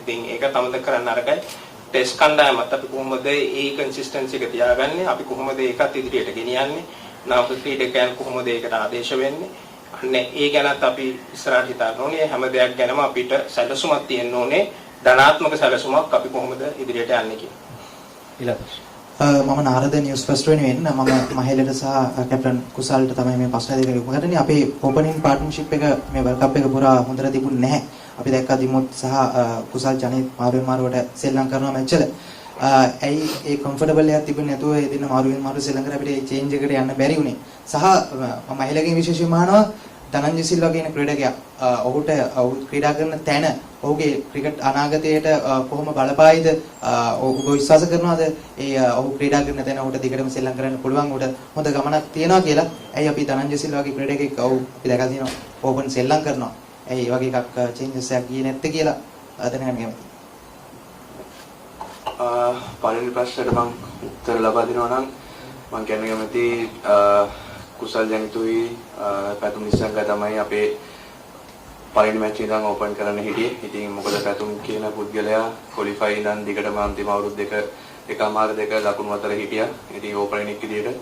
ඉතින් කුසල් අයියා ඉන්ජරි එකක් වෙලා ආවේ. එයා අපිත් එක්ක නිව්සීලන්ත ටුවර් එකට තමයි සහභාගී වුණේ. ඒකෙදී එයා ඒ තරඟයේදී ලකුණු අතර හිටියා. ඉතින් අපිට ප්ලෑන් එකක් තිබ්බා ඒ දෙන්නගේ රෝල් දෙක වෙනස්. පැතුම් නිසංග ඉන්න පුද්ගලයා ලකුණු අපි යාට රෝල් එක දුන්නේ ඕවර් සැටි ප්‍රමාණය සෙල්ලම් කරන්න. කුසල් අයියාගෙන් අපි බලාපොරොත්තු වුණේ මැච් එක වෙලාවේ හැම මැච් එකේදීම එයාට තිබ්බේ ඇටැකින් ප්ලේ කෙනෙක් කියලා. ඉතින් අපි ඒ රෝල් දෙකක් ඒ දෙන්නට දුන්නේ. ඉතින් කොහේ වෙලාවකත් අපිට කියන්න අමාරුයි ඒ දෙන්නම හැම මැච් එකේම ලකුණු අතර ඉන්නවා කියන එක. ඉතින් ඒගොල්ලන් හැම එක්කෙනෙක් හැම මැච් එකේම ඒගොල්ලන්ගේ උපරිම කරා. ඉතින් දෙන්නටම කරන්න අමාරුයි. මම හිතන්නේ කිසිම කණ්ඩායමක හැම මැච් එකේම ඕපනර්ස් දෙන්නම ලකුණු ගහනවා කියන එක. ඉතින් ඒ දෙන්න මැච් එකට දෙන්න පර්ෆෝම් කරා. ඉතින් පැතුම් එක මැච් එක විකට් එකේ ලකුණු ගැහුවත් අනිත් මැච් එකේ පැතුම අවුට් වුණත් කුසල් අයියා මැච් අපිට ලකුණු ගහලා ලබා දුන්නා.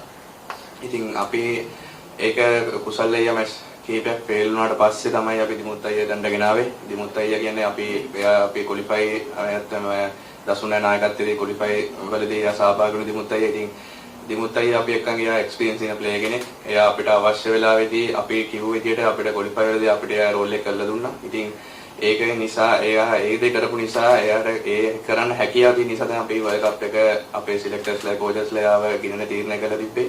ඉතින් අපිට එයාගෙනුත් රෝල් එක අපි කියලා දීපුවා මොකද්ද අවශ්‍ය රෝල් එක කියන එක. ඉතින් කුසල් අයියට අපි රෙස්ට් එකක් දෙන්න ඕනි හින්දා තමයි මැච් දෙක තුනක් ෆේල් වෙන හින්දා තමයි දිමුත් අයියා තැන්ට ගෙනාවේ.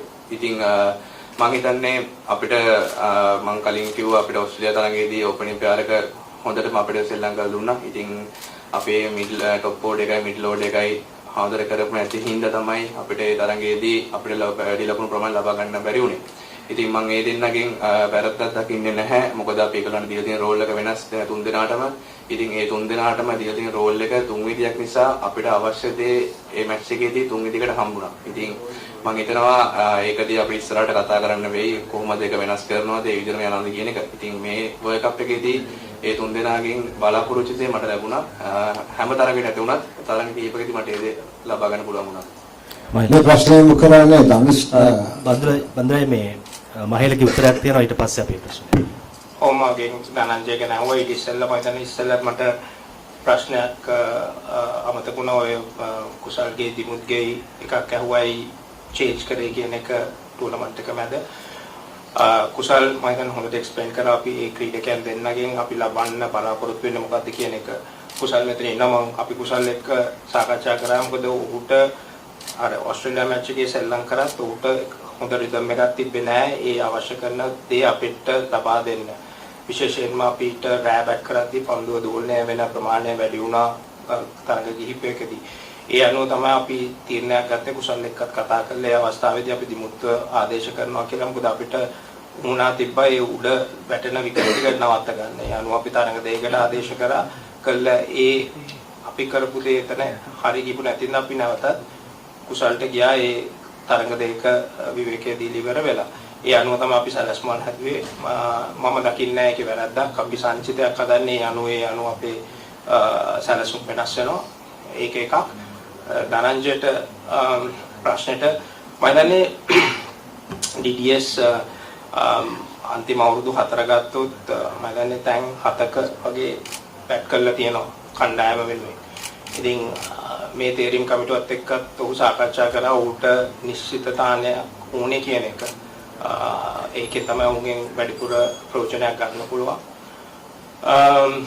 ඒ අනුව තමයි අපි සාකච්ඡා කළා මොකද අපිට ආරම්භක පිටිකරුවන් මැද පෙළට අපිට හොඳ ස්ථාවර පිටිකරුවන් කීප දෙනෙක්ම ඉන්නවා. ඒතර අපිට තිබ්බ ગેප් එක අපිට තිබ්බ ඒ එක්ස්පීරියන්ස් ප්ලේයර් කෙනෙක්ගෙන් ගන්න ඕන ગેප් එක තිබ්බේ නම්බර 6 ස්ථානයේ. ඒ අනුව තමයි මම හිතන්නේ ධනංජයට ඒ රෝල් එක අන්තිම මාස 6 8 වගේ දුන්නේ අපිට මේ දේ කරලා දෙන්න කියලා. මම හිතන්නේ මේ තරඟාවලියේදී ඔහු යම් කිසි විදිහකට අසාර්ථක වුණාට ඌගෙන් ඒ කාර්යය අපිට හොඳටම ලැබුණා මාස 6 ඇතුළත. මොකද ඌ පන්දු යවන්නෙක් විදිහට අපිට තාමත් වැඩ කාර්යයක් කරනවා අපේ 5 වෙනි 6 වෙනි පන්දු යවන්න විදිහට. ඒ අනුව ඔහුගේ අත්දැකීම් එක්ක තමයි මේ දේ කරන්න ඕනේ. මම දන්නවා ඔබ අහපු ප්‍රශ්නේ සංගවණු අර්ථයක් තිබ්බේ ඇයි ඌව මේ ආරම්භක පිටිකරුවෙක් විදිහට සෙල්ලම් නොකරේ කියන එක. ධනංජය අන්තිමට ආරම්භක පිටිකරුවෙක් විදිහට සෙල්ලම් කරලා දින අවුරුදු 4කට විතර ඉස්සෙල්ලා. ඒ රෙකෝඩ් එක තමයි තියෙන්නේ. ඒක කරලා තියෙන්නේ මේ වෙලාවේ ක්‍රීඩකයන් හිටපු නැති හින්දා ආදේශයක් විදිහට. ඉතින් ඊට පස්සේ අපිට ආරම්භක පිටිකරුවෝ ඇවිල්ලා හොඳට සෙල්ලම් කරලා තියෙනවා. ඒ අනුව තමයි සමහරක් වෙලාවලට අපිට අර අත්දැකීම් තියෙන ක්‍රීඩකයන් යොදා ගන්න වෙනවා අපිට අවශ්‍යම ස්ථානවලදී. අනුව තමයි එතකොට හිටපු තේරීම් කමිටුවත් ඊට පස්සේ ආපු තේරීම් කමිටුවත් ඒ මැනේජ්මන්ට් එකත් ඒ තීරණ ගත්තේ.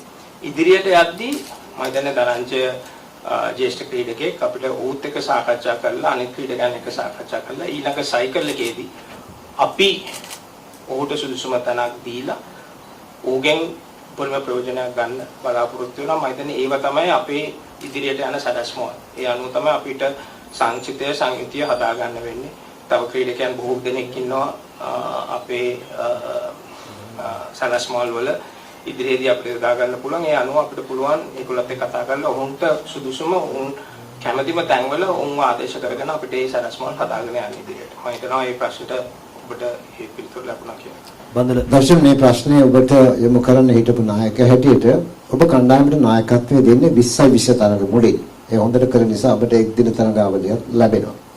හැබැයි මේ IPL තරඟ පැවැත්වෙන්නේ ලෝක කුසලානයට පෙර ආතුව ඔබට මතක ඇති. පසුගිය තරඟයේදී ටෙස්ට් චැම්පියන්ෂිප් එක ගන්න යන්නේ IPL ගහලා තමයි ඉන්දියා කණ්ඩායම. කිසියම් විදිහකින් මේ LPL තරඟාවලියේ බලපෑමක් තිබෙනවාද ලෝක කුසලානයකට හෝ යම් කිසි එක් දින තරඟාවලියකට යාමට පෙර ආතුව පැවැත්වීමේදී ඒ වගේම කණ්ඩායමක් හැටියට කණ්ඩායමට ක්‍රිකට් පාලක මණ්ඩලයෙන් කිසියම් කුඩම්මගේ සැලකීමක් සිදු වෙනවාද අඩුපාඩුකම් තියෙනවාද කියන එකක් දැන ගැනීමට කැමැතියි. මන්ද නොසිතූ විදියට අදගෙන වැටලා බොහෝ දුරට ආසියානු තනතිරු වල ශ්‍රී ලංකා කණ්ඩායම 1996 මාදකින හැටියට දිනන්නේ ආසියානු තනතිරුක නිසා. මහේල නායකත්වයේ දරුවා 2007 දී බටහිරින් දෙකදී ඒ වගේම තනතිරු තමයි. ඒ වගේම 2011 අවසන් මහ තරගයේදී සංඝගේ නායකත්වයෙන් ආසියානු කුසලාන ආසියාතික තනතිරු වල මේ තනතිරු ආසියාතික තනතිරු බලපෑමක් සිදු වෙනවද මේ 2020 තරග රටාව? අතරම මම හිතන්නේ LPL තරඟාවලියෙන් බලපෑමක් සිදු වුණේ නැහැ. මොකද අපි බලාපොරොත්තු වෙන්නේ ක්‍රීඩකයන්ගේ රිද්මය ලබා ගැනීම මේ තරඟාවලිය ක්‍රීඩා කිරීමෙන්. ඉතින් මම හිතන්නේ IPL වගේ තරඟාවලියක් ගත්තාම ඒකෙන් පස්සෙත් ඒගොල්ලෝ ගිහිල්ලා ටෙස්ට් චැම්පියන්ෂිප් ක්‍රීඩා කරා. ඉතින් මම හිතන්නේ අද වෙනකොට ලෝකයේ තියෙන ක්‍රිකට් එක හැඩගැසිලා තියෙන මේ විදිහට. ඉතින් අපිට ඕන විදිහට ක්‍රිකට් ගහන්න බෑ. මොකද ෂෙඩියුල් දාගන්නේ කලින්. අනික අපි LPL එකෙන් පස්සේ ආසියානු කුසලානේ කලින් සඳහන් කර ආකාරයට ක්‍රීඩා කරා. ඉතින් මම හිතන්නේ ඒකේ කිසිම ප්‍රශ්නයක් නෑ ඒ වගේ තරඟාවලියක් ක්‍රීඩා කරන එක ගැන. ඒ වගේම අපිට ක්‍රීඩකයන් විදිහට කුසල් මල්ලි සඳහන් කරා වගේ කිසිම බලපෑමක් කොතරකින්වත් ඉල්ල උනේ නෑ. හැම වෙලේම අපි ඉදිරිමත් කරා කණ්ඩායමක් විදිහට. මොකද සඳහන් කළ ආකාරයට පහුගිය අවුරුද්දක පුරාවටම අපි හොඳින් ක්‍රීඩා කරා. යම්කිසි දැක්මක් ඇතුව කණ්ඩායමක් ඉදිරියට යන්නේ කොහොමද කියන දැක්ම අනුව තමයි ක්‍රීඩා කරේ. මම හිතන්නේ ඇත්තටම ලෝකුසලානය අපිට හොඳට කරන්න උවමනාවක් තිබ්බ. ඉතින් අවාසනාවන්ත ලෙස 9 වෙනි ස්ථානයේ තමයි ඉවර කරන්න හැකි වුණේ. ඉතින් ඒ පිළිබඳව කනගාටු වෙනවා හිටපු නායකයා විදිහට. හොඳයි අපි තව ප්‍රශ්න 3කට අවසර දෙනවා. මම සුනෙත් ස්වාධීන රූපවාහිනී නිවුස්. පළමුවෙන් දැනගන්න ඕනේ ඔබතුමන්ලාගෙන් දැන් ක්‍රිකට් තහනම කරලා තියෙනවා මේ වෙනකොට. මේ තහනමෙන් පස්සේ ක්‍රීඩකයන්ගේ ඉදිරි අනාගතය කොහොමද? ඉදිරියට පැවැත්වෙන තරඟවලට කොහොමද සහභාගී වෙන්න පුළුවන් කමක් තියෙනවද? කොහොමද මේ තහනමත් එක කටයුතු කරන්නේ? ඒකම දැනගන්න ඕනේ දැන් වර්තමාන ක්‍රිකට් ආයතනයේ සභාපතිවරයා පිළිබඳ ගොඩක් ප්‍රශ්න තියෙනවා. ගොඩක් විවේචන තියෙනවා. ඔබතුමන්ලා යම් ආකාරයකින් එතුමාගේ සිරකාරයෝ වෙලා වගේ දින්නේ ඔබතුමන්ලා ඒ ගැන කතා කරන්නේ නැත්තේ? කාගෙන් ප්‍රශ්න යන්නේ? නායකතුමාගෙන් අහන්න පුළුවන් නැත්නම් මහේලගෙන් අහන්න පුළුවන්. මම හිතන්නේ අපි කාගේවත් සිරකාරයෝ නෙමෙයි. ඒක පළවෙනියෙන් කියන්න ඕනේ. මම හිතන්නේ ක්‍රීඩකයන් විදිහට කණ්ඩායමක් විදිහට මම හිතන්නේ ඉදිරිය ගැන අපිට කිසිම පාලනයක් නැහැ මොකද්ද වෙලා තියෙන්නේ කියලා. ඉතින් අපි හිතනවා නුදුරු අනාගතය කියන්නේ බොහොමත්ම ඉක්මනින් මේ තහනම නැති වෙලා ක්‍රීඩකයන්ට නැවත ජාත්‍යන්තර ක්‍රීඩා කරන්න හැකියාව ලැබෙයි කියලා. ඉතින් ඒ ගැන හිතලා අපිට තියෙන්නේ අපේ සැලැස්මවල ඉදිරියට අපි කොහොමද කරන්නේ ක්‍රීඩකයන් කොහොමද ඉදිරියේදී Tamanගේ වැරදි හදාගෙන ඉදිරියට යන්නේ කියන එක විතරයි අපිට මේ වෙලාවේ අපිට පාලනය කරන්න පුළුවන් තියෙන්නේ. ක්‍රිකට් පාලක මණ්ඩලය හෝ වෙනත් අයගේ ප්‍රශ්න මේ ක්‍රීඩකයන්ටවත් අපිටවත් අදාළ නැහැ. මොකද අපි පරිපාලනයේ කට්ටිය නෙමෙයි. මම හිතන්නේ අපිට තියෙන්නේ අපිට පාලනය කරන්න පුළුවන් ඇවිල්ලා ක්‍රීඩකයන්ගේ කුසලතාවයන් ඉදිරියේදී කොහොමද ගෙනියන්නේ. ඒ වගේම ලංකාවේ ක්‍රිකට්, ඒ කියන්නේ අපි ක්‍රිකට් වලින් අපි මොනවද හදන්න ඕනේ සැලැස්මවල් අපි ඉස්සෙල්ලා කතා කරපු වැරදි අපි කොහොමද හදාගන්නේ, අපිට මේ අත්දැකීම අපි කොහොමද ඉදිරියට යොදාගන්නේ හරි දේ කරන්න. අන්න එතනට තමයි අපි අපේ මනසත් අපේ වගකීමක් තියෙන්නේ. අනිත් දේවල් අපිට කිසිම පාලනයක් නැහැ. මම හිතනවා ඒ පරිපාලන කටයුතු ඒගොල්ලන් ඒ දේවල් කරයි කියලා. ඊළඟ ප්‍රශ්න. මම සම්පත් දිසානායක BBC සිංහල සේවයේ මගේ පළවෙනි ප්‍රශ්නේ මුවන්නේ නායක කුසල් මෙන්ඩිස්ට. ශ්‍රී ලංකාව කියන්නේ ඕනෑම වෙලාවක තරගයක් උඩියට පිටු කරන්න පුළුවන් කණ්ඩායමක් බව ඉතිහාසයේ පෙන්වලා තියෙන ඕනෑම කණ්ඩායමකට එරෙහිව. නමුත් මේ වන විට ඉන්දියාවට එරෙහිව යම්කිසි පසුගාමී බවක් තියෙන්නේ. යම්කිසි විදිහකින් ඉන්දියා බීතිකාවක් අපේ කණ්ඩායමට තියෙනවද කියලා මම පරිගණක හොයගෙන දැනගන්න කැමතියි. ඒත් එක්කම ඊළඟ ප්‍රශ්නය මහේල ජයවර්ධනට යොමු කරන්න කැමතියි. ඔබ සඳහන් කරා මේ දුර්වල කුසලතා අපිට තියෙන කණ්ඩායමත් එක්ක තියෙන කුසලතාත් එක්ක තමයි යන්නේ කියලා. එතකොට යම් විදිහකින් අපි මේ තරඟාවට අවතීර්ණ වෙන නවක ක්‍රීඩකයෝ විශාල පිරිසක් එක්ක මැතිව්ස් පසුව තමයි කණ්ඩායමට එක්වන්නේ. ඉතින් අපේ යූත් පොලිසිය එක යම් විදිහකින් අසාර්ථක වුණා කියලා ඔබ හිතනවාද කියලා මම දැනගන්න කැමතියි. තව නවක ක්‍රීඩකයෝ පමණක් යොදා ගැනීම අසාර්ථක වුණා කියලා. ස්තුතියි. ඇත්තටම ඉන්දියාවත් එක්ක අපි ශ්‍රී ලංකාවේදී අපි මෑත කාලේ තරග කීපයක් සෙල්ලම් කරා. ඉතින් අපි ඒෂියා කප් එක කලින් අපි ඉන්දියාවත් එක්ක ඒගොල්ලන්ගේ රටේ ඒගොල්ලෝ අපි වන් ඩේ කීපයකයි T20 තරග කීපයක සෙල්ලම් කරා. ඉතින් අපි මම හිතන්නේ T20 තරග අපි ඒගොල්ලන්ට සෙල්ලම් කරද්දී අපි හොඳින් තරග සෙල්ලම් කරා. අපි ෆස්ට් මැච් දෙකකින් අපි එක ඒගොල්ලන් එක අපි එක තමයි ජයග්‍රහණය කරේ. ඉතින් මම හිතන්නේ අපි ඒෂියා කප් එකේ වර්ල්ඩ් කප් එකට එද්දී තමයි පසුබෑමක් උනේ ඉන්දියන් කණ්ඩායමට අපි අඩු ලකුණු ප්‍රමාණය ලබා ගත්ත නිසා තමයි මේ හැමෝම දැන් ඒ ගැන පොඩ්ඩක් කතා වෙන්නේ.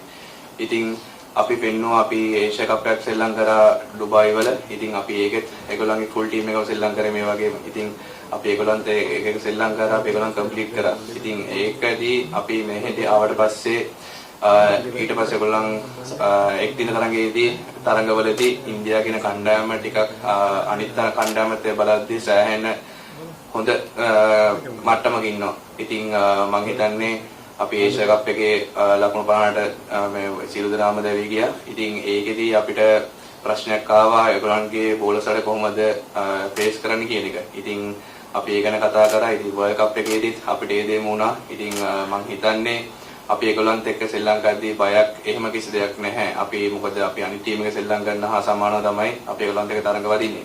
ඉතින් මම හිතන්නේ අපි ගත්ත බැට්ස්මන්ලගේ ඩිසිෂන් ඒගොල්ලන්ගේ ගහපු විදිය අනුව තමයි අපි අඩු ලකුණු ප්‍රමාණයට දැවියන් අපිට සිද්ධ වුණේ. ඉතින් මම හිතන්නේ ඒ ඇරෙන්න වෙන කිසි දෙයක් නැහැ. අපි කලින් කිව්වාගේ අපි දන්නවා අපිට කොහෙද වීක්නස් තියෙන්නේ, අපි කොහෙද ඉම්ප්‍රූව් වෙන්න කියන එක.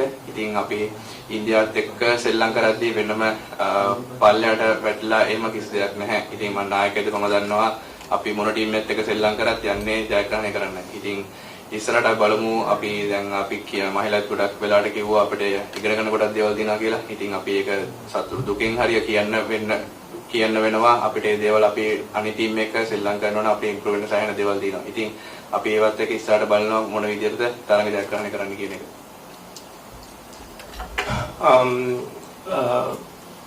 ආපු ප්‍රශ්නට ඒකේ අපි පොඩ්ඩක් ඉතිහාසයට යන්න ඕනේ. ඒක විග්‍රහ කරන්න. මම අපි සාමාන්‍යයෙන් ලෝක කුසලානයක් ඒ කියන්නේ 50 over ලෝක කුසලානයකට අපි සනස්මාල් හදන්න ඕනේ අවුරුදු 4කට ඒ සයිකල් එකට. ඉතින් 2019 ලෝක කුසලානට අපි ඉදිරියපත් උනේ මම දැන් අත්දැකීම් තියෙන කණ්ඩායමක්. ඒ වගේම තරුණ ක්‍රීඩකයෝ මට මතක විදිහට කීප දෙනෙක් සෙල්ලම් කරා ඒ ලෝක කුසලාන තරඟේ. ඊට පස්සේ මම දන්නේ 2019 පස්සේ අපිට තරම්ම හොඳ සැලැස්මක් තිබෙනවා. අපි මේ 23 වර්ල්ඩ් කප් එකට කොහොමද සැලසුම් කරන්න කියලා. ඒකට හේතු කිහිපයක් තිබ්බා. එකක් ඇවිල්ලා කොවිඩ් ඉඳන් අපිට 2020 ගොඩක් තරඟ සෙල්ලම් කරන්න බැරි වුණා. 21 22 අපිට 20 ලෝක කුසලාන දෙකට තමයි අපි වැඩි අවධානය යොමු කරේ. ඉතින් මේ සැලැස්මල් වල ජ්‍යෙෂ්ඨ ක්‍රීඩකයෝ දිගටම හිටියා. ඉඳලත් අපිට තිබ්බ win percentage එක බොහොම අඩුයි. ඉතින් ඒ අනුව තමයි තේරීම් කමිටුව තීරණයක් ගත්තේ අපි නවක ක්‍රීඩකයන් එක්ක ඉදිරියට ආයෝජනයක් කරනවා කියන එක. ඒ තුල ජ්‍යෙෂ්ඨ ක්‍රීඩකයොත් හිටියා. ඔවුන් සෙල්ලම් කරා.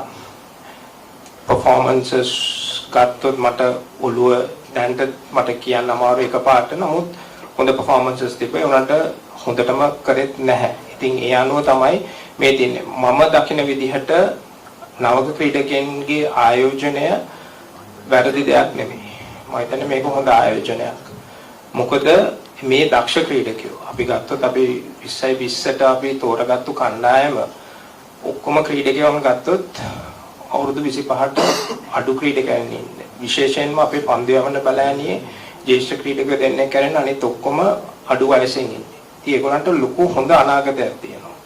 ඒ වගේමයි පිටිකරණය දියුණු වෙන්න ඕනේ.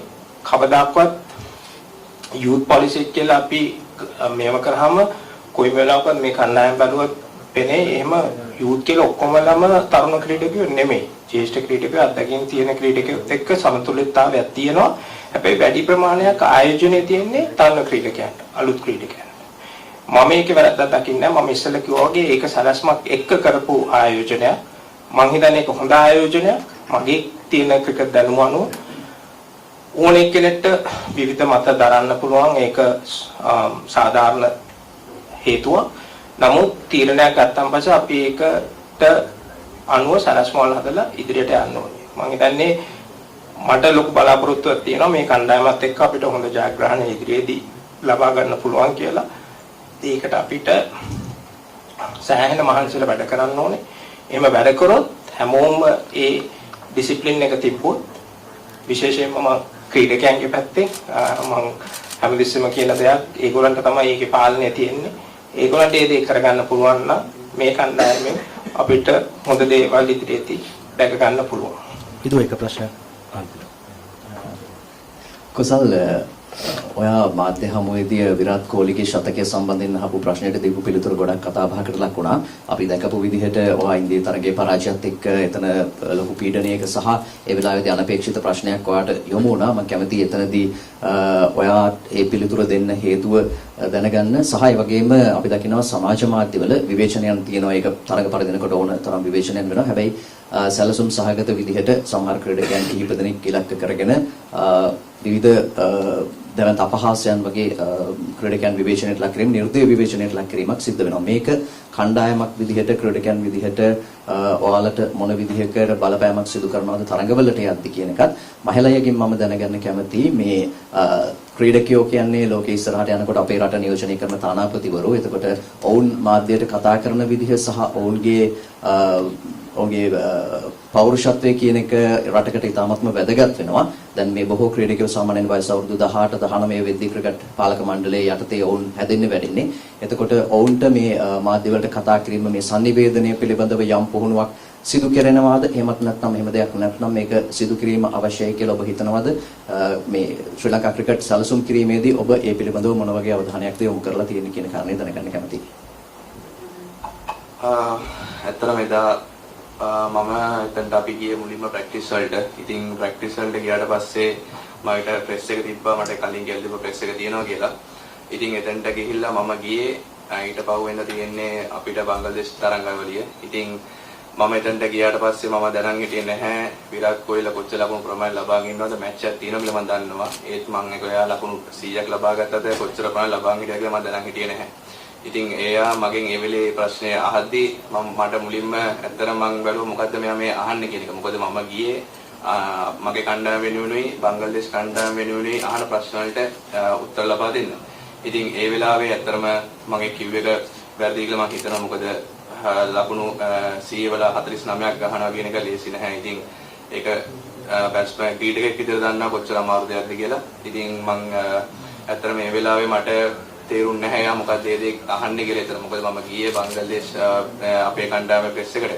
ඉතින් මම ඇත්තටම ඒ ගැන කතා කරද්දී මට අහන්න ලැබුණා. ඒ කියන්නේ සමහර අය මට ඇත්තටම ගොඩක් දේවල් කියලා තිබ්බා, පැනලා තිබ්බා. ඉතින් බැට්ස්මැනෙක් විදියට මම ඒ ගැන කනගාටු වෙනවා. මම ඒ වෙලේ කිව්වෙක් ගැන. ඉතින් ඇත්තටම මොකද විරාට් කොහ්ලි කියන්නේ ලෝකයක්ම දන්න හැමෝම දන්නවා එයා කොච්චර හොඳ ප්ලේ කෙනෙක්ද කියලා. ඉතින් ඒ වෙලාවේ මම ඒ කිව්වේ එයාට විශ් කරන දේවල් කනගාටු වෙනවා. ඉතින් ඇත්තටම ඒ අරින්න මම හිතන්නේ මම අතන්ට ගියේ මගේ ඔළුවේ තිබ්බේ මට බංග්ලාදේශ තරඟාවලිය. ඉතින් මම අපේ මැච් කිහිපයක් පරිදා තිබ්බේ. ඉතින් ඉන්දියාවත් එක්කත් අපි කලින් මගෙන් ප්‍රශ්නයක් වගේ ඒෂියා කප් පරිදා තිබ්බා. ඒගොල්ලන්ත් එක්ක ඊට පස්සේ වර්ල්ඩ් කප් එක අඩු ලකුණු ප්‍රමාණයක් පරිදුණා. ඒ වෙලාවේ අර මටත් ඕනේ අපේ ටීම් එකේ ශ්‍රී ලංකා ටීම් එක දිනවන එක. ඉතින් මම කැමති නැහැ ඒගොල්ලොත් ඉන්දියන් ප්ලේයර්ස් අපි එක ගැන ගොඩක් පල්ලෙහාට දාලා කතා කරලා තිබ්බා කලින් මැච් වලදී. ඉතින් මම කැමති නැහැ නායකයා විදියට මගේ ටීම් එක පල්ලෙහාට දාලා කතා කරන්න කිසිම වෙලාවක මරට පල්ලෙහාට දානවට ටීම් එක පල්ලෙහාට දානවට. ඉතින් මට ඒ වෙලාවේ තිබ්බ ඉමෝෂනල් මේකට තමයි මම ඒ වෙලාවේ උත්තර දුන්නේ. ඉතින් මම පස්සේ මට කියද්දී මට හිතුණා මම ඒක වැරද්දක් කිව්වේ කියලා. ඉතින් මම ඒක නැත්තර කනගාටු වෙනවා. ඇත්තටම ගොඩක් දේවල් ටීම් එකට මැච් පරිදිද්දී දිනද්දී හොඳ කියනවා පරිදිද්දී ටීම් එකට දේවල් කියනවා. ඉතින් මම දන්නවා ලංකාවේ හැමෝම බලන ක්‍රිකට් කියන ක්‍රීඩාව තමයි ලංකාවේ හැම පුද්ගලයෙක්ම බලන්නේ ආසාවෙන්. ගොඩක් ඒගොල්ලන් හදවතින් ආදරය කරන ක්‍රීඩාවක් ක්‍රිකට් කියන්නේ. ඉතින් අපි පරිදිද්දී අපිට දේවල් කියන්නේ මම හිතන්නේ ගොඩක් වෙලාවට ඒගොල්ලන්ගේ තියෙන දුකට තමයි ඒගොල්ලන් දේවල් කියන්නේ. ඉතින් මට අනිත් දේවල් අදාළ නැහැ. ඒ කියන්නේ බෝඩ් එකයි අනිත් ප්‍රශ්න ඒ දේවල් මට අදාළ වෙන්නේ නැහැ. ටීම් එකට අදාළ වෙන්නේ නැහැ. ඉතින් මට කියන්න තියෙන්නේ මාධ්‍යයට අපේ සෝෂල් මීඩියා වලට දාන දේවල් පුළුවන් නම් අපේ සවුතුර කරන වෙලාවට අපිත් එක්ක ඉන්න. ඒ කියන්නේ ප්ලේ කෙනෙක්ට වර්ධින වෙලාවට එයාට පුළුවන් නම් හොඳ දේවල් දාන්න බලන්න. මොකද මට කලින් අවුරුදු දෙක තුන මට මේ දේම වෙලා තියෙනවා. මට සෑහෙන දේවල් මට බැලලා කරලා දාලා දිනවා. ඉතින් යම් ප්ලේ කෙනෙක්ට ඒක ගොඩක් හර්ට් වෙනවා මුල් කාලේදී ආවට පස්සේ. ඉතින් ඒක මාර අමාරුයි ඒකෙන් ගොඩ එන්න. මොකද සමහරට පාරේ යද්දිත් මට දේවල් ඇහිලා දිනවා මට පිටවස්සෙන් කියනවා. ඉතින් ඒ වගේ දේවල් නිතරම කතා වෙද්දී ප්ලේ කෙනෙක්ට උනත් ගොඩක් අමාරුයි වැටිච්චලා නැගිටින්න. ඉතින් මං හිතන්නේ අපේ ලංකාවේ මං හිතන විදිහට මගෙන් උත්සාහ දෙන ප්ලේස්ලා ඇයි ඔයගොල්ලන්ට මෙච්චර බයින්නේ ඇයි මෙච්චර දේවල් දාන්නේ කියලා අපිට රට ප්ලේස්ලා. ඉතින් ඒගොල්ලන් අපේ මේ දේවල් නැහැනේ අපිට කරන්නේ අපිව මොටිවේට් කරන එක කියලා. ඉතින් මං හිතනවා ඉස්සරහටත් අපි කවදාකවත් මැච් පරදින්නේ නැහැ ටීම් එකක් විදිහට. අපි හැමදාම යන්නේ රට වෙනුවෙන් ශ්‍රී ලංකන්න ටීම් එක වෙනුවෙන් තමන් වෙනුවෙන්. ඉතින් මුලින්ම අපි පළවෙනි තැන දෙන්න රට වෙනුවෙන්. ඉතින් අපි හැමදාම බලන්නේ කොහොමද තරඟ ජයග්‍රහණය කරන්න කියන එක. ඉතින් මං සියලු දෙනාම ඉල්ලන්නේ ටීම් එකෙන් අවශ්‍ය මං නායකයෙකුට ඉල්ලන්නේ පුළුවන් තරම් අපිට උදව් කරන්න. අපි වැටිච්ච වෙලාවට අපේ හොඳ දේවල් අපේ විකට් ගස් දේවල් දිනනවා බැස්මන් ලකුණු ගහපු දේවල් දින වීඩියෝස් දින ඒව ෂෙයා කරන්න. පුළුවන් නම් අපිට හොඳ දේවල් කියන්නේ තමයි මම බලාපොරොත්තු වෙන්නේ. සවයින පොඩකින්න විදුව අහපු ප්‍රශ්නෙට මේ මහිල උත්තරයක් දෙයි. නමුත් මහිලා අපි කියන්න ඕනේ ශ්‍රී ලංකා ක්‍රිකට් ආයතනය කොහොමත් ක්‍රීඩකයන්ට ඒ අවශ්‍ය දේවල් දෙනවා කියන එක මතක් කරන්න ඕන. කුසල් ඒ වගේම අනිකුත් ක්‍රීඩකයන් දන්නවා ඒක.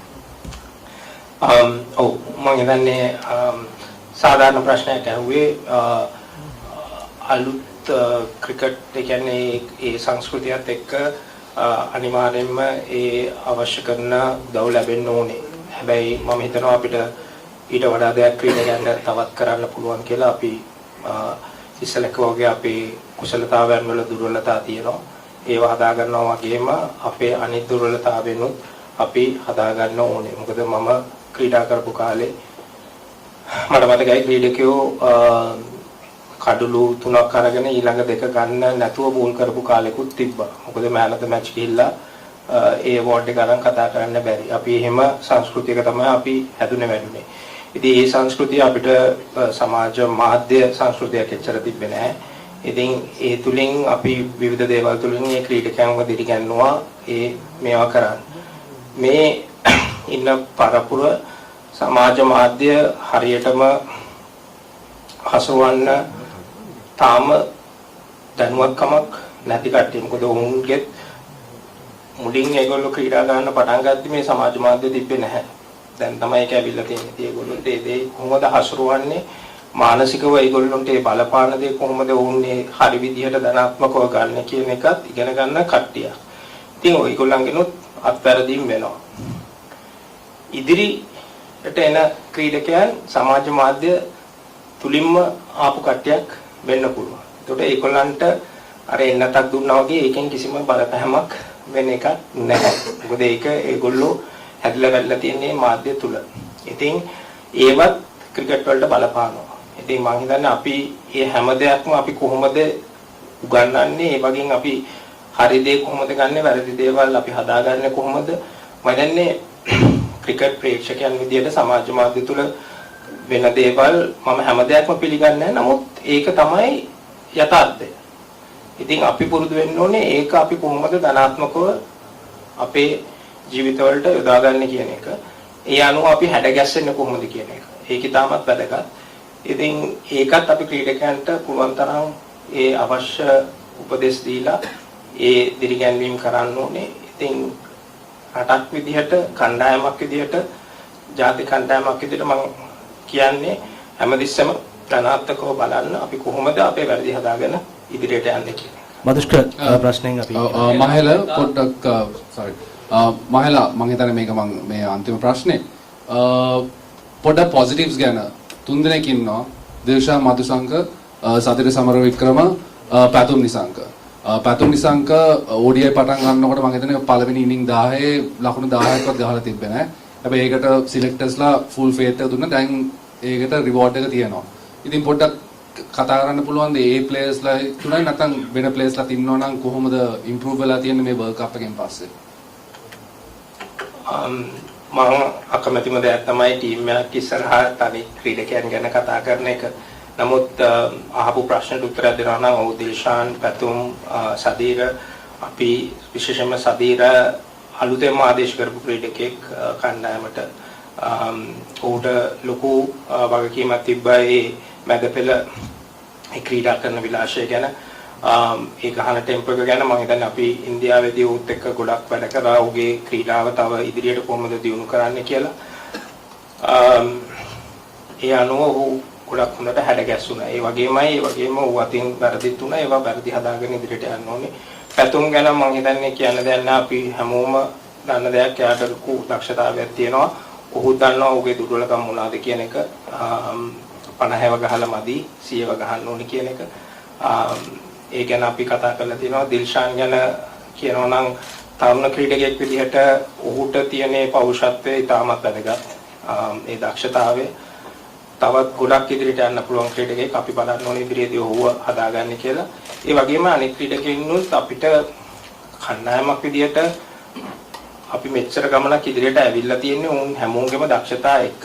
එකම දේ තියෙන්නේ දක්ෂතාවල කන්සිස්ටන්සි එකක් නැති එක. ඒක තමයි අපි හදාගන්න ඕනේ. ඉතින් මම හිතන්නේ ක්‍රීඩකයෝ ඒ දේ දන්නවා. අපි කොහොමද ඉදිරියට යන්න ඕනේ කියන එක. ජ්‍යෙෂ්ඨ ක්‍රීඩකයෝ වෙලා ඉන්නවා. තරුණ ක්‍රීඩකයන් විදිහට ආපු කට්ටියක් කියන්නේ කුසල් දසුන් චරිත් DDS ඒ වගේම ජ්‍යෙෂ්ඨ ක්‍රීඩකයෝ ඉන්නවා. තව පන්දියවන් ඉන්නවා. කසුන් ඒ වගේම දුෂි මේ හැමෝන්ටම ලොකු වගකීමක් තියෙනවා. මම හැමතිස්සෙම කියන එකක් තමයි ලොකු වගකීමක් තියෙනවා මේ කණ්ඩායම තුල ඔවුන්ගේ සංස්කෘතියක් හදන එක. ඒකට කියනවා ටීම් කල්චර් එකක් කියලා. ඒ වගකීම තියෙනවා මේ හැම ක්‍රීඩකයෙක්ටම. ඒ කල්චර් එක ඒ සංස්කෘතිය හදන්න ඕනේ ඔවුන්. ඒක කාටවත් කරන්න බැරි දෙයක්. ඒ පරිණතභාවයේ ඒ දිනන ආකල්පත් එක්ක ඒ ටීම් කල්චර් එක ඒ සංස්කෘතිය හදන්න ඕනේ මේ ක්‍රීඩකයන්. ඉතින් ඔවුන්ට තියෙන ලොකුම චැලෙන්ජ් එක ඒ කල්චර් එක හදන එක. මම ඉගෙන ගත්ත දෙයක් තමයි culture precedes strategy කියන එක. ඒ කියන්නේ ටීම් කල්චර් එක කණ්ඩායම් සංස්කෘතිය සැලැස්මකට වඩා වැදගත් කියන එක. ඒ සංස්කෘතිය තියෙනවා නම් ටීම් ස්ට්‍රැටජි එක එක්සිකියුෂන් එක හරි ලේසි අපිට කරන්න. ඉතින් අපිට පුළුවන් නම් ඒ සංස්කෘතිය මේ කණ්ඩායම තුල හදන්න ඒ දිනන ආකල්පත් එක්ක අපිට බොහෝ දුරක් යන්න පුළුවන්. අවසාන ප්‍රශ්නය. මම හෙල දැන් ඔබට යොමු කරන්නේ දැන් අපි ටීම් එක යවන්නේ ලෝක වාර්තා කියලා දෙවියන්ට නෙමෙයි. බංගලාදේශ ටීම් එකත් එක්ක ප්ලේ කරද්දී ක්‍රීඩකයා යනවා ක්‍රීඩාංගණයට. ඔව් විනාඩි 3ක් ඇතුළත දෙකක් ඇතුළත යන්න බැරි හින්දා දැවි ගියා. නමුත් ඔහු ප්‍රකාශ කරන්නේ ඔහුගේ හෙල්මට් එක බෙල්ට් එක කැඩලාලු මදා ගන්න බැරි වුණා. දැන් ඔබ පුහුණු කරන්නේ හෙල්මට් එක ග්‍රවුන්ඩ් එකට ගිහිල්ලා තද කරගන්නද? එහෙම නැත්නම් කලින් සූදානම් වෙලා යන්නද? ඇයි මේවා හොයලා බලන්නේ නැත්තේ? ඒවා නේද තියෙන ෆෝල්ට්? මම හිතන්නේ ක්‍රීඩකයේ මැදට යන්නේ හෙල්මට් එක ස්ට්‍රැප් එක කැඩෙයි කියලා හිතලා. මම හිතන්නේ ඇන්ජිගේ අතින් පොඩි වැරද්දක් වුණා. ඒ කියන්නේ උට එතනට යන්න තියෙන කාලය අනුව පොඩි වැරද්දක් නෙමෙයි. පොඩ්ඩක් ඉන්න මම ප්‍රශ්නය අහුවනේ මට උත්තර දෙන්න දෙන්න. පොඩි වැරද්දක් වුණා. එයාට ඒ කාලය ඒ කියන්නේ විනාඩි දෙකක් තියෙද්දි ඒක තප්පර 30කට වෙනකන් යන එක. ඒක සමානයේ අපි හඳුන් අදිද්දී ග්ලව් එකක් වටනොත් ආයෙත් අරගෙන ඇඳගෙන එහෙම යන්න ඕනේ. ඒ වුණත් අපි වීඩියෝ පටියට මොකද මම ගිහිල්ලා පෞද්ගලිකව එක චෙක් කරා. මම මේ ටීවී බස් එකට ගිහිල්ලා ඒගොල්ලන්ගෙන් ඔරිජිනල් වීඩියෝ එක අරගෙන මම චෙක් කරා. ඇන්ජි ගිහිල්ලා ස්ටාන්ස් එකට ගද්දී එයාට තව තප්පර 5ක 6ක කාලයක් තිබ්බා. එහෙම එකක් තියෙද්දී equipment malfunction. ඒ කියන්නේ තමන් පළඳින ආවරණේ මොකක් හරි මේකක් වුණොත් අම්පයර්ස්ලාට වගකීමක් තියෙනවා. ඒක common sense. ඒක රිප්ලේස් කරන්න දෙන්න. මොකද ඔහු එතනට යද්දී ඔහුට ඒ කාලය තිබ්බේ හින්දා. ඉතින් ඒක අනුව අපි report එකක් දුන්නා. ICC එක අපි අම්පයර්ස්ලාට ගිහිල්ලා මැච් එක ඉවරලා කතා කරා. ඔවුන් ඒ ගැන ඒ තප්පර 5ක් තිබ්බ එක ගැන උන් පිළිගත්ත එක. ICC rule book එකේ තියෙනවා protective gear එක හරි important කියන එක. ඒ කියන්නේ විශේෂයෙන්ම හෙල්මට් එක. ඉතින් එහෙම එකක් නැතුව සෙල්ලම් කරන්න බෑ. ඇන්ජි එතනට ගියේ හෙල්මට් එක කඩාගෙන නෙමෙයි එතනට ගිහිල්ලා තමයි ස්ට්‍රැප් එක කැඩුනේ. ඒක අවාසනාවන්ත දෙයක්. ඒ ස්ට්‍රැප් එක කැඩෙන වෙලාවෙත් ඇන්ජිට තප්පර 5ක කාලයක් තිබ්බා. ඉතින් ඒ අනුව දැන් අපි ඉදිරියේදී මමත් ක්‍රිකට් කමිටියක ඉන්නවා ICC එකේ. අපි ඔය ගැන සාකච්ඡා කරන්න වෙනවා. ඒ වගේ වෙලාවක ඉදිරියේදී තරගයක වුණොත් මොකද්ද කරන්න කියන එක. ඒ අනුව ඒ චේන්ජස් ගෙනේ. දැන් අපි 2007 World Cup එකේ ෆයිනල් එක පරදිද්දී overs restriction ඒ changes වල වැරදි තිබ්බා. ඒ අනුව අපිට extra day එකක් තිබ්බෙත් නෑ සෙල්ලම් කරන්න කොහොමද කරන්නේ කියලා. ඒ අනුව තමයි ඉදිරියේදී දේවල් වෙනස් වුනේ. ඉතින් තරඟයකදී වුණත් දෙයක් උනම් පස්සේ තමයි සාකච්ඡා කරලා බලන්න ඕනේ මේ දේවල් කොහොමද හරි විදිහට අපි ඉස්සරහට ගෙනියන්නේ කියන එක. මම හිතන්නේ ඒ සාකච්ඡා ඒ ICC එකෙන් එක කරයි. මම පෞද්ගලිකව ගන්න විදිහට එතන මිනිසුරුවන්ගෙන් වැරදි දෙයක් වුණා උන්ට තිබ්බා. අන්ජිට ඒ කාලේ ලබා දෙන්න. බංග්ලාදේශ කැප්ටන්ටත් තිබ්බා මහත්මා ගතියක් පෙන්වන්න. නමුත් වෙච්ච දේ ඉවරයි. අපිටත් හොඳ අත්දැකීමක් කණ්ඩායමක් විදියට අපි ඒ තැනට නොයවා අපි කොහොමද තරඟ ඉදිරියට සෙල්ලම් කරන්නේ කියලා. අපේ මාධ්‍යවේදී හිතවතුන්ගෙන් ප්‍රශ්න සෑහෙන ප්‍රමාණයක් කරනවා. නමුත් කාලය දෙන්න පුළුවන් ප්‍රමාණය අවසන්. තව එකම එක ප්‍රශ්නයකට මම අවස්ථාව දෙන්නම්. හරි thank you. අන්තිම ප්‍රශ්නේ මම කැමතියි මේකට මහේලා අයියයි තව ප්ලේයර් කෙනෙක්ගේ point of view එකෙන් කුසල් හරි දසුන් හරි උත්තර දෙනවනේ. දැන් ICC වලින් අපිව සස්පෙන්ඩ් කරලා තියෙන්නේ. worst case scenario සමහර විට ශ්‍රී ලංකා ක්‍රිකට් බෑන් වෙයි, සමහර විට බෑන් වෙන එකක් නැහැ. හැබැයි දැනට තියෙන තත්ත්වේ ක්‍රීඩකයන් විදියට ක්‍රිකට් කණ්ඩායමේ ඉන්න කට්ටිය විදියට මොන විදිහේ බලපෑමක්ද වෙන්නේ? ඇත්තටම ඒ ගැන කතා කරොත් අපිට වෙච්ච දේ ගැන අපිට කන්ට්‍රෝල් කරන්න බෑ. අපි ක්‍රීඩකයන් විදියට. ඉතින් මං නායකයා විදියට ක්‍රීඩා මේ ටීමේ බලාපොරොත්තු වෙන්නේ අපිට ඉක්මනට බෑන්ඩ් එක අයින් වෙලා අපිට ප්‍රැක්ටිස් වලට පුහුණුව වලට යන්න ලැබෙන එක. මොකද තව under 19 World Cup එකක් තියෙනවා, Asia Cup එකක් තියෙනවා. ඉතින් ඒකටත් අපේ ඉන්න under 19 players ලා සහභාගී වෙන්න ඕන, ලෑස්ති වෙන්න ඕන.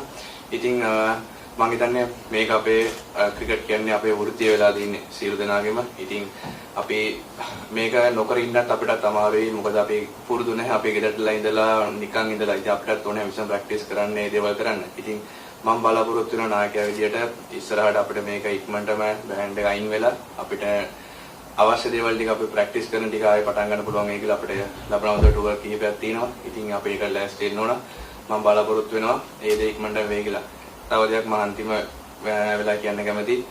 මම ටීම් එකේ සමාජිකයෙක් විදියට, නායකයෙක් විදියට අපේ මේ වෙච්ච World Cup එකේ සියලුම දේ අපින් වෙච්ච අඩුපාඩු වලට ප්‍රේක්ෂකයන් සමාව ඉල්ලනවා. ඉතින් මොකද මම බලාපොරොත්තු වෙන ඉස්සරහට ඉස්සර තරඟවලදී තව අපිට තව World Cup දෙක තුනක් තියෙනවා. ඉතින් ඒකදී ටීම් එකේ සමාජිකයෙක් විදියට ඉස්සරහ තරඟවලදී ටීම් එකක් විදියට නැගිටලා මීට වඩා හොඳට අපි කලින් ක්‍රිකට් එක තිබ්බ ගන්නටම ඔයගොල්ලන් කියන විදියටම කලින් ක්‍රිකට් එක කොහොමද තිබ්බේ ඒ විදියටම ටීම් එකේ හැම දෙයක්ම බර කරට අරගෙන ටීම් එකේ හැම දෙයක්ම හොඳින් කරගෙන සහභාගී වෙන්න අපි සූදානම් වෙනවා.